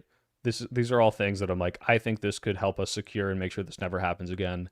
I think you would say the likelihood of this happening again is probably over like 5-10%. Would you agree with that at least? Like if Trump loses in 2028, do you think there could be probably another January 6th-esque type thing? Maybe not so blatant and aggressive, but absolutely some attempt to do something. I wouldn't confidently say that that's going to happen. No, I really don't know. I mean, ask me again in 2 years into, because it just really depends on how the next like 4 or 5 years play out. And so if we get to a point where, you know, we get to Newsom's presidency and, well, you know, we're not, this is before he even becomes president. This is if he won the election, right? But like, right. I'm sorry. Like, apparently I spoiled Dune for Lycan. Why are you so hesitant to believe he would try this again? Let me explain why I'm not hesitant, and tell me if I'm overestimating. You might try it again in 2028? Is that what you mean? Sure, but even before that, I mean, if you look at what is being proposed, which is, thank God, not close to passing right now, like the SAVE Act and the executive order on voting rights, like both of these things, in my opinion, are like, damn, this could steal democracy. Like this could destroy voter turnout. This could fuck elections forever, right? Well, I don't think this is. That's a testament to the system, though. I mean, like, right, the system's holding now. But when you say like, well, thank God the system is stopping him from doing that. When you make this argument, it sounds to me like when Ben Shapiro grades Trump on a curve, and it's like, I'm not saying you're saying, oh, well, he's doing a good job because, you know, the system's running it in, but you're saying like, well, the existential threat's not that bad because I believe the guardrails will hold. And what I'm saying is, thank God the guardrails are holding. I'm happy they are. I'm not so confident that they will do this every time.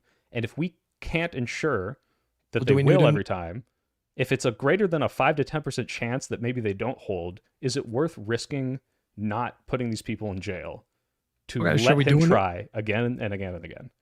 Well, then should we do a new system then? When you say a new system, what do you mean?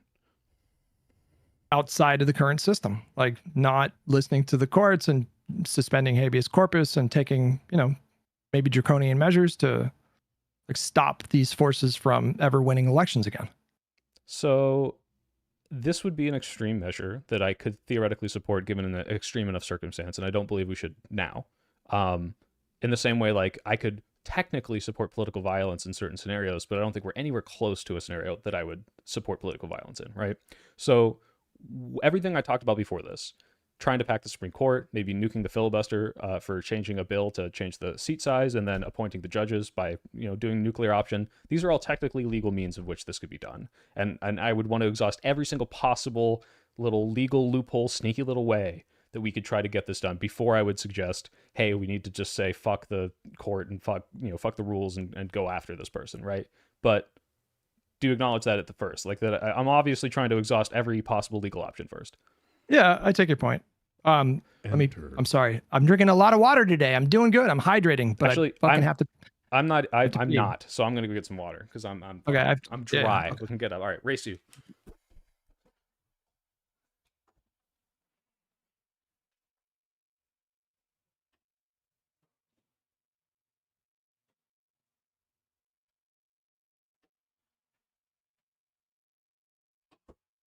Looks like Hutch's room is not next to his fridge or bathroom.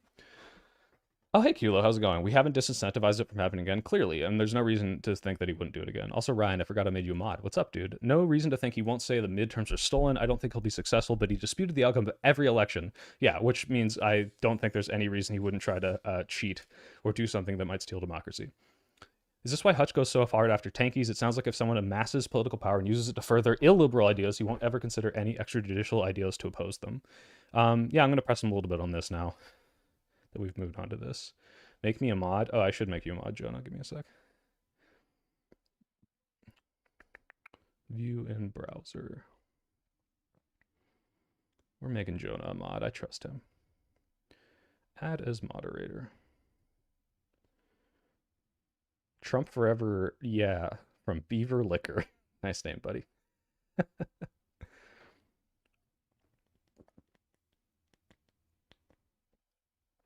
Hutch doesn't see what the Republicans has done is against the spirit of rules. No, I know he does. I just need to see if he... I don't think he has cognitive dissonance, but, like, he's just so confident the guardrails will continue to stop these people. How do you feel about FD saying you'd get a plate at the cookout? FD didn't say that. He said, I will discuss privately with him. And oh, maybe he also said I'd get a plate. Look, if he said I get a plate, I appreciate that. Okay. Hear me out. Yes. If our opposition is constantly trying to do extrajudicial and illiberal things, and so far the guardrails have stopped them, but they're going to keep trying, and they will keep trying so long as they maintain power, both in this administration and every further administration. Both the people that are alive today and have tried and are showing willingness to try again, and potentially future people of the Republicans who may or may not be more radicalized. How do you stop them from doing this more if the system is not enough? Well, I don't think that you can devise a way within the principles of this system to prevent people from trying to do these things. So I don't think that the founders constructed this republic and devised of this this constitutional, democracy, and that was subsequently like iterated on over the decades and improved, I would say. But the purpose was not to prevent corrupt people from ever trying to do things that threaten the republic. The system was devised to constrain such people. In the case that they are elected to power, they have a system, a whole ass system that they're up against that prevents them from doing things like he can, Donald Trump, for example, he can't just unilaterally do the SAVE Act, or any number of other like major pieces of legislation that he would need the Congress for. And, he does have to, his policies have to survive judicial review. And so but he can still do the damage, right? He can go and bomb and blow up Iran without congressional approval. He can cause people to, millions of people potentially get cancer in Tehran. That's not getting undone. We don't undo this. He's already done it. This is him breaking the law to do this. Him trying to steal the election is breaking the law to do this. And we didn't stop him from doing this. Like, yeah, there are guardrails. Yeah, he can't do anything he wants. He doesn't have absolute power right now. But he's tested the boundaries to unprecedented extent. And there's nothing we can apparently do to stop this. And is kind of what I'm hearing from you. Other than just winning elections. Yeah, we're very limited in what we can do when he's president. There would have to be a military coup, or he would have to be impeached and removed, or he, has a heart attack or something like that. But even if we had the power, right? Like, and we didn't have the systems that would allow us to do this because we didn't have a 66 majority or a 60 majority in the Senate. If this system is not enough, and it's like, hey, and let's just say he's even more blatant. Next time, guys, I'm running for a third term, and I've made it. I've found a way around the law to do this. The courts aren't going to catch up. I'm going to try to steal it again. Every single 4 years. It doesn't matter if you think. Let's just say he keeps doing this. Like, what do you, if the system doesn't stop him? He's 80. He's 81. So I don't. There's a time limit here. He's 40. This is a hypothetical. The point is, like, Republicans keep trying this every 2 years, and the system never stops them from trying. Is our only way to solve this? Hey, let's just make sure the voters are on our side, and God hope they elect the right people, because that's a not satisfying answer to me. That's kind of like the whole crux of this conversation. No, one of the beautiful things about this country and the way that it was founded was you can do reforms and amend the Constitution. That's the mechanism. Why does that matter? We agree that he's going to break the law to do these things, right? So the point of like future reforms, obviously you can't stop Donald Trump now from doing the things that he's going to do. And, theoretically the Congress could pass constitutional amendments and go over his head and he wouldn't be able to veto these things. But that's, the numbers are not there for that right now. But the past rules and reforms, the past rules and reforms didn't stop him before. And it wasn't because they weren't robust enough. It was because he didn't care. Let me give you an example. Right? Let me give you an example. You're bringing up the idea of like, well, if he's this criminal president who breaks the law and violates the Constitution, even if you pass reforms, what's going to stop the next Trump from doing the same thing? Okay, well, what if you pass a constitutional amendment to get rid of the pardon power? Well, then, if he like does all this corrupt shit and his cabinet does all this corrupt shit and he has no ability to pardon himself, he would leave office at the end of his term and would be subject to criminal prosecution in ways that maybe are limited when he leaves office this time. That's why you do reforms. Is to constrain.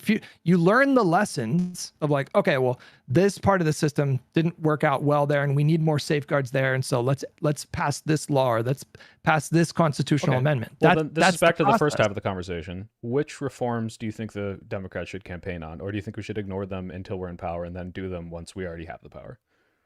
I think you need to get closer to the actual election before you make those decisions. And I think you need to like take things one step at a time.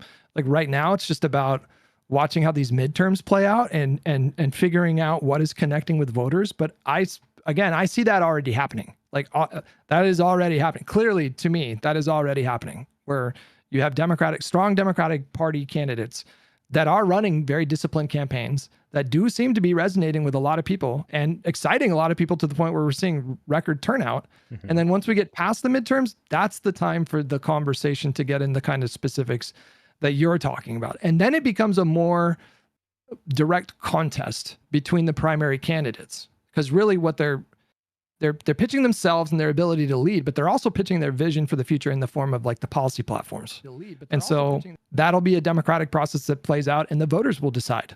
So if there's a candidate that is running on like aggressive prosecution criminally for Donald Trump and the primary voters pick them and the general voters pick them, then that's a democratic way of deciding that. But there is no like we all get together in a room and we decide on what the platform is. But that's not what this is. It's a contest of different ideas. This is what Republicans have done in the past 50 years. If you can trace this back to Reagan, like the platform and the image of what they want America to be, this weird Christian nationalist, almost like quasi executive dictatorship has been fomented for 50 years. And a lot of what they want to happen, a lot of the cuts they want to happen, a lot of the power distribution they want to happen, happened, right? He's going to lose the midterms.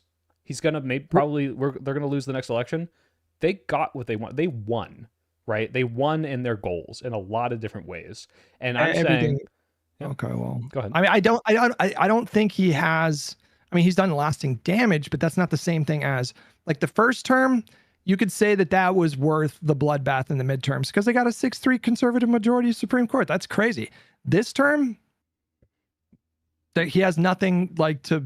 The history books are not going to look back at this term and think that this was like a big win for conservative politics. They didn't get anything codified because they got nothing codified in a permanent way. Like they have one big beautiful bill that can be overturned. The tax cuts can be overturned with a simple majority.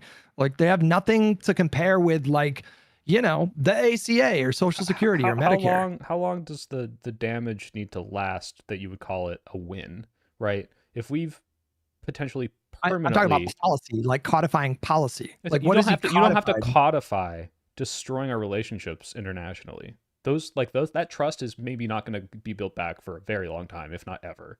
But that's a consequence of his ineptitude, not a policy decision. It's a policy decision of tariffs and intelligence sharing and all this other stuff that wasn't nearly so prevalent in 2016. that you can We can stop all undo tariffs. the policy, but you can't undo the trust broken. You can't undo the relationship breaking. You can't undo the deaths from That's a U.S. aid, separate right? Like, thing, though.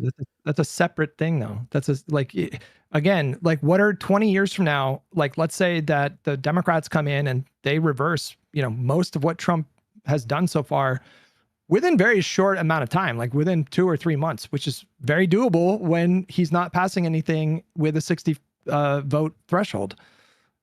They can undo, like, literally, or begin the process of undoing his stuff. So 20 years from now, they're going to look back on the second Trump presidency and what maybe Iran, maybe, I don't know, depending on how Iran plays out, they're going to say that was good. But apart from that, like, there's no policy that cannot be no, I didn't say you couldn't undone undo a lot of the policy. I'm saying if the damage, like, let's just say, destroying the DOE, not Department of Energy, Department of Education. I'm pretty sure it's not the same acronym, even though it's the same letters. We can rebuild that, right? Can we rebuild the institution and to the extent at which it was in the next 30 years?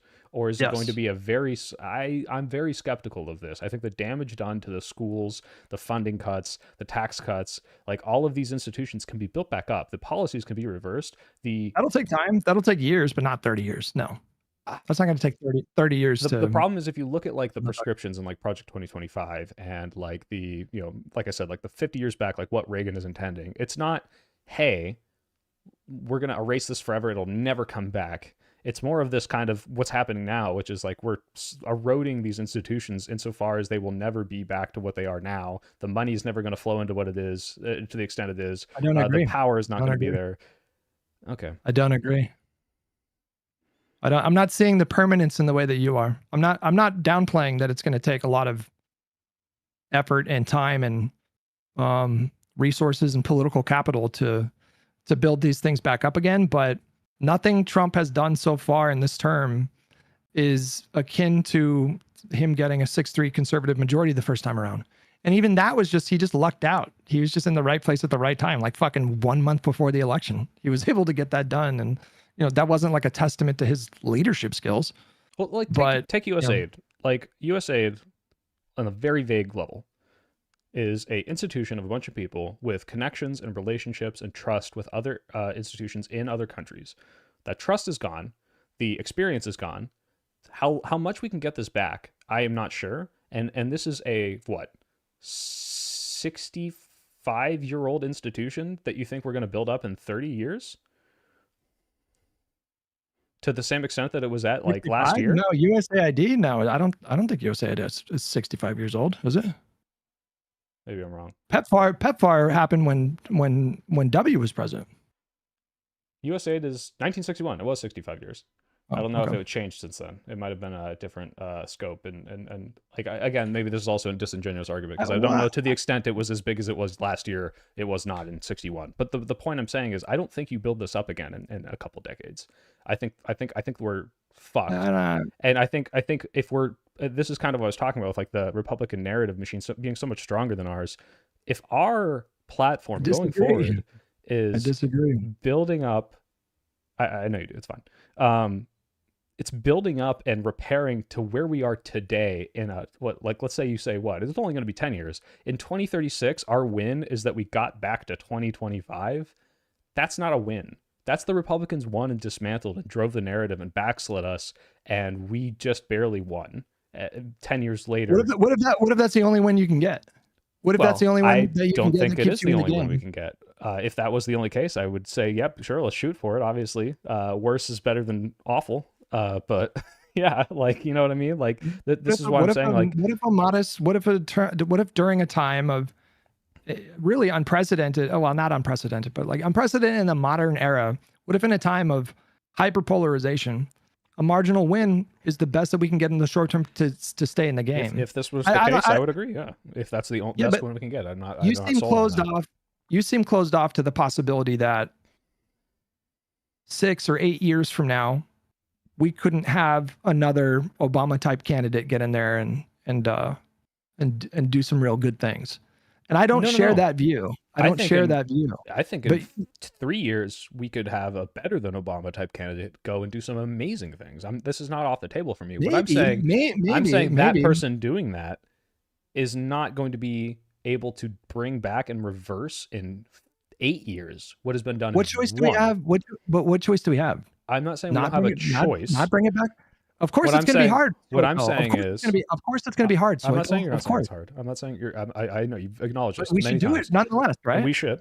But what I'm All right, saying there is you to go. say that this is Trump not winning, and the Republicans not winning, I think is understating the damage that's been done so far, and the fact that we need to be laying the groundwork for these long-term victories, not just to build back up what's broken, but to ensure that the people that were able to get away with one of the worst infringes on democracy ever can never do it again. And I'm not satisfied with just sitting back and saying, yo, look, don't be wrong. Like I said, if the polling shows there's nothing we can do, if we really are resigned to, we just have to rest on our laurels, convince the voters about affordability, and just keep winning elections and try to build back up, I guess that's all we can do. I'm not convinced that, one, this is a satisfying message for me and other people, but two, that this is the only thing we can do. And I truly do think that we can build up better and run better.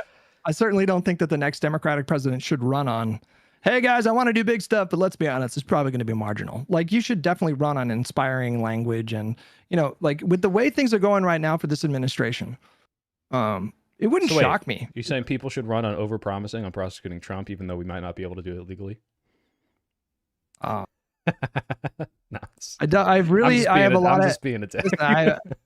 a lot of doubts that if you really want to rebuild a coalition that looks like kind of what Obama had, Iowa, Ohio, Florida, states that just seem unimaginable right now, but that really wasn't that long ago. If you really want to rebuild that coalition, I have doubts that running on like your hyper partisan messaging is going to be the way to do that, but things can change. Like, I'll grant you, things can change. Like, it could get so bad with Donald Trump where he drops down into the fucking 20s and, they catch him on camera giving nuclear secrets to Kim Jong-un.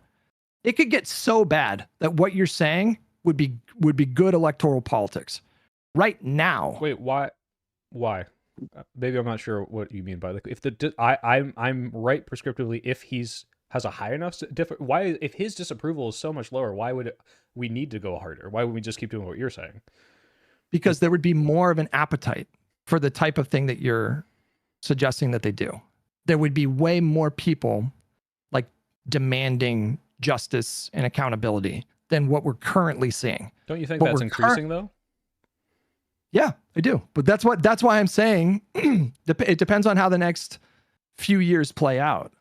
But if you jump the gun and start doing the hyper-partisan attacks, then that's unlikely to flip seats that we need to rebuild this coalition. And, if you could present to me compelling evidence that voters in Ohio and voters in Iowa and voters in Florida and Texas would be more responsive to, in a general, would be more responsive to like lock him up. Prosecution, lock him up. Yeah, I right. said, and I agreed to the counterfactual. Right?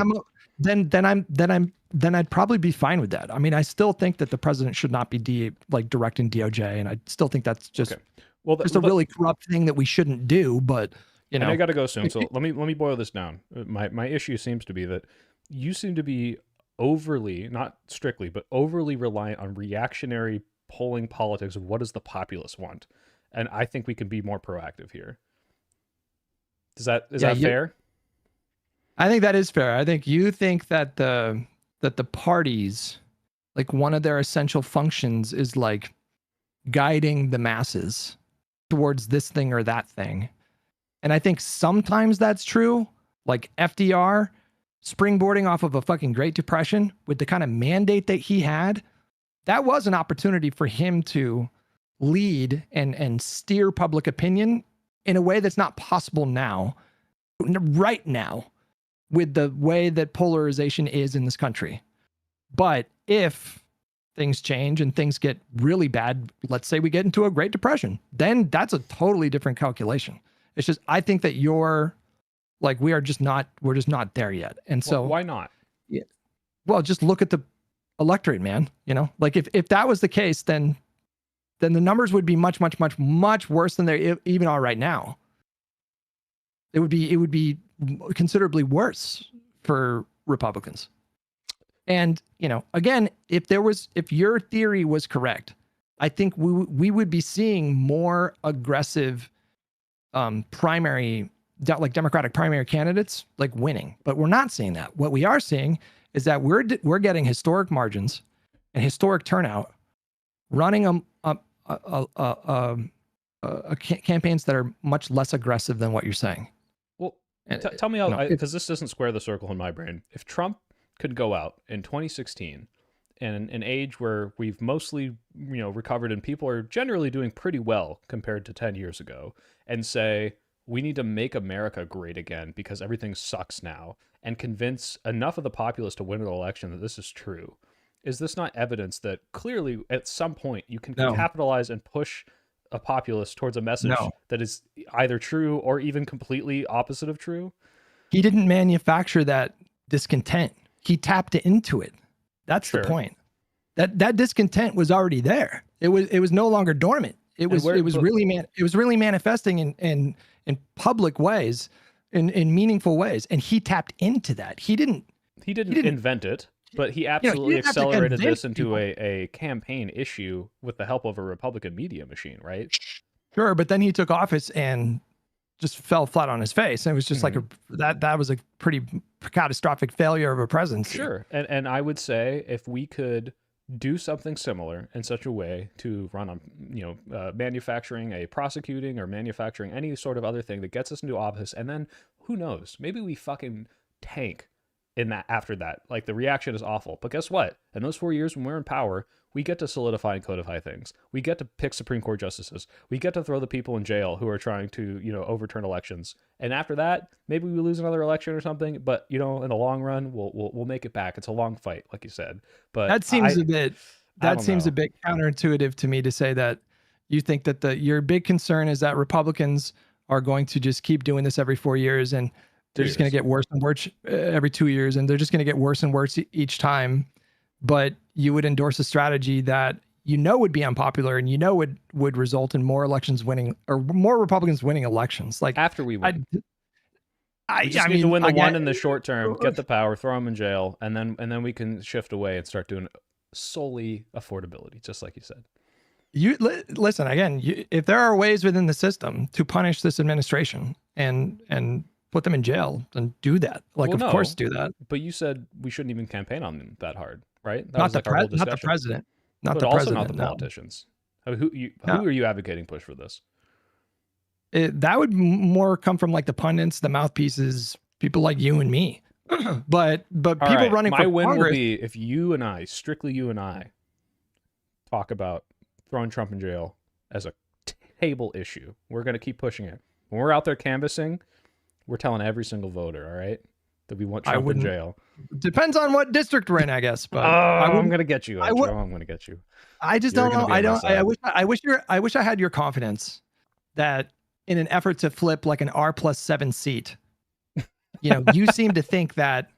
Well, I don't know why you're laughing. We are gonna flip like R+7 seats. It's gonna happen. I'm not laughing at the fact that we can't do that. I'm laughing. It's like, well, necessarily, I'm not sure this would be the thing that literally is going to work in every single thing with perfect messaging, exactly how I say it. That's kind of why I said, like, I could be convinced otherwise, especially if we try to do this big, giant push from an entire party perspective and it doesn't work out the way we want to, or we see in focus groups it's not working. I mean, that's just not going to happen. I mean, the Democratic Party is a Big Ten party, and you're not going to get the kind of uniformity that you're asking for. It's just not going to happen. It's just not how the parties function. Basically, then let's. Because I know you got to go. I'm resigning to. It seems to me that now we're just in the. Well, this is just how we're gonna have to live with the fact that, like, this is more blackpilling to me than anything. You know what? They're gonna keep trying to steal elections. There's really nothing we can do about it. They're just gonna try it every 2 years, and we gotta hope they don't succeed. And that. I feel so black-pilled if that's the case, if that's just how we're going to be for the rest of our lives. We're just constantly going to be fighting fascism, because we weren't constantly fighting fascism 30 years ago or 20 years ago. Now it's like, okay, every 2 years they're going to take power, maybe, and if they don't take power, they're going to try to steal it, and we'll hope they don't succeed. And if they do succeed, there's a good chance they're going to have some sort of mechanism to turn off elections forever, and there's nothing we can do about it other than just telling people your grocery prices need to go down. And it's like, all right, maybe that's it, but I feel like we're fucked if that's the case. Oh, well, listen, man, don't count America out. Okay? I'm not going to give up. I'm going to keep voting. we agree elections are important, but man, I'm so doom build. We have dealt with really authoritarian forces in this country before, and a lot of those struggles took a long time to overcome, but we have come out the other side. We have seen better days, but it's going to be like any democracy is going to be peaks and valleys. And yeah, we're in a valley right now for sure. And I get why people feel angry and afraid and concerned and, even hopeless sometimes. I feel hopeless sometimes, truly. Like I have moments where I'm like, fuck, we are fucked. I do have those moments, but I choose to, actively push myself to not remain in that state, because I don't think that helps me stay focused and want to stay in the fight. I think that like does the opposite of that. And so I remind myself that we've had a lot of things change in this country really fast. You can't predict these things. Like Obama, when he came in, that was like a coalescing of a bunch of different things that helped him all at the same time, and everything lined up just right. And I know people have problems with the ACA, but I think the ACA is one of the most important bills of the modern era, and saved tens of thousands of people and expanded healthcare access to 50 million people. And I think that was like really necessary and important. It was a good first step, and like that happened on a dime. We went from 2004. They won seats in the Congress in 2004.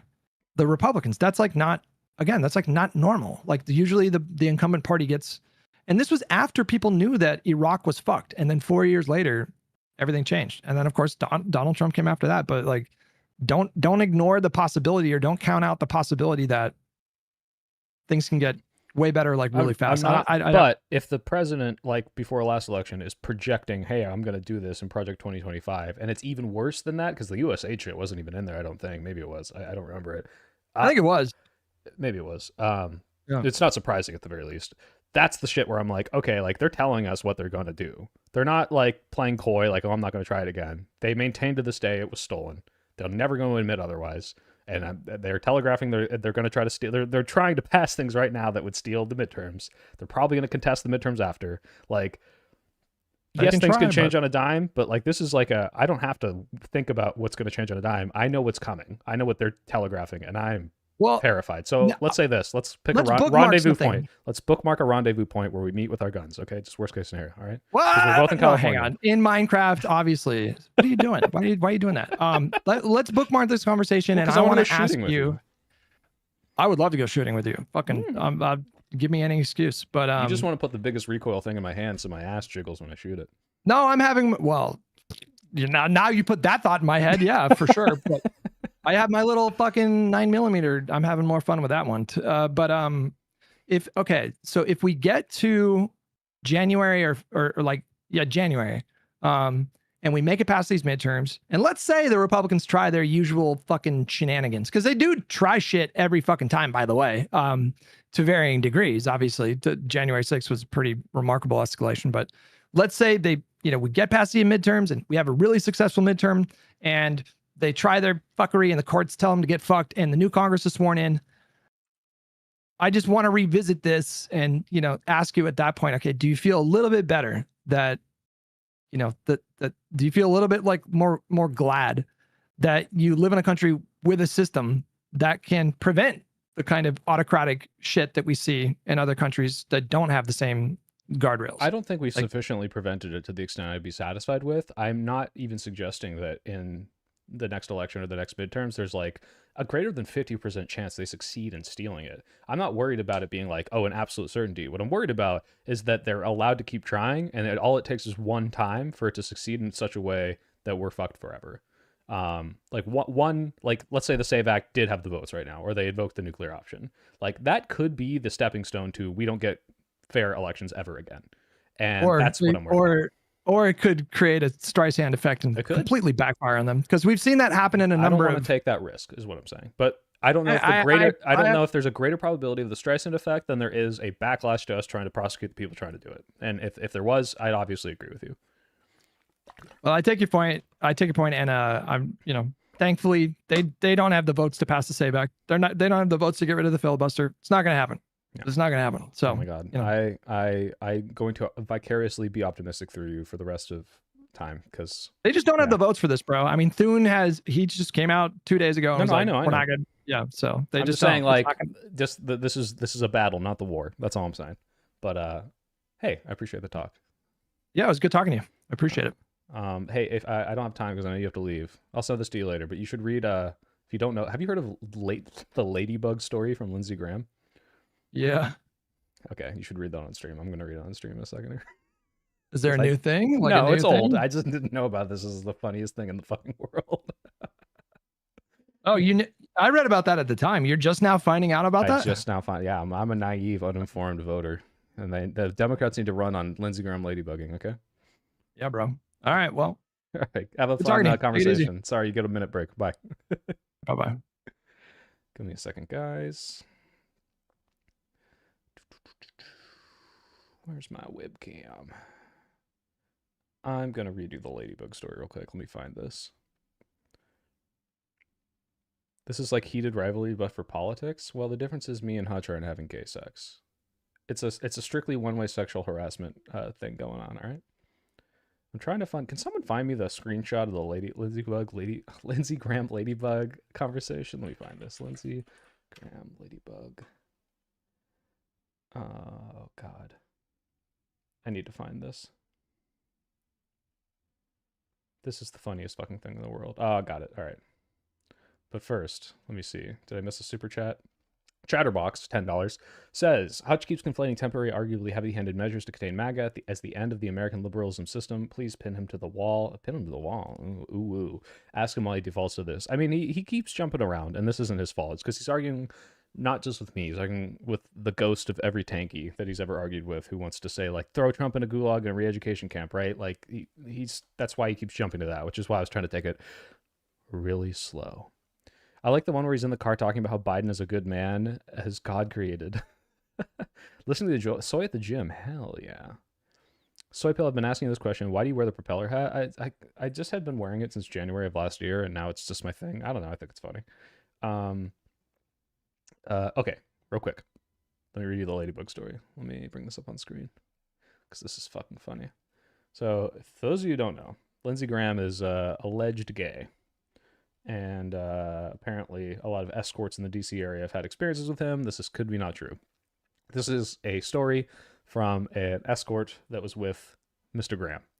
When I came out of the bathroom, he was on the bed, naked, on all fours. I noted that there were dark marks around his anus. I asked if he had showered. He said yes. I asked if it was okay if I wiped him down. He said sure. I wet a face towel and wiped between his buttocks, but nothing was coming off. Then I realized that his taint wasn't dirty. It was just full of moles, dark moles in dense clusters up and down the length of his taint. Aw, he said, hope you don't mind. Those are my little ladybugs. I ran out of there. Now you know what I see in my mind anytime he comes up in the news. Any escort he's hired should be able to verify this. Thank you for listening. This is too specific to not be true.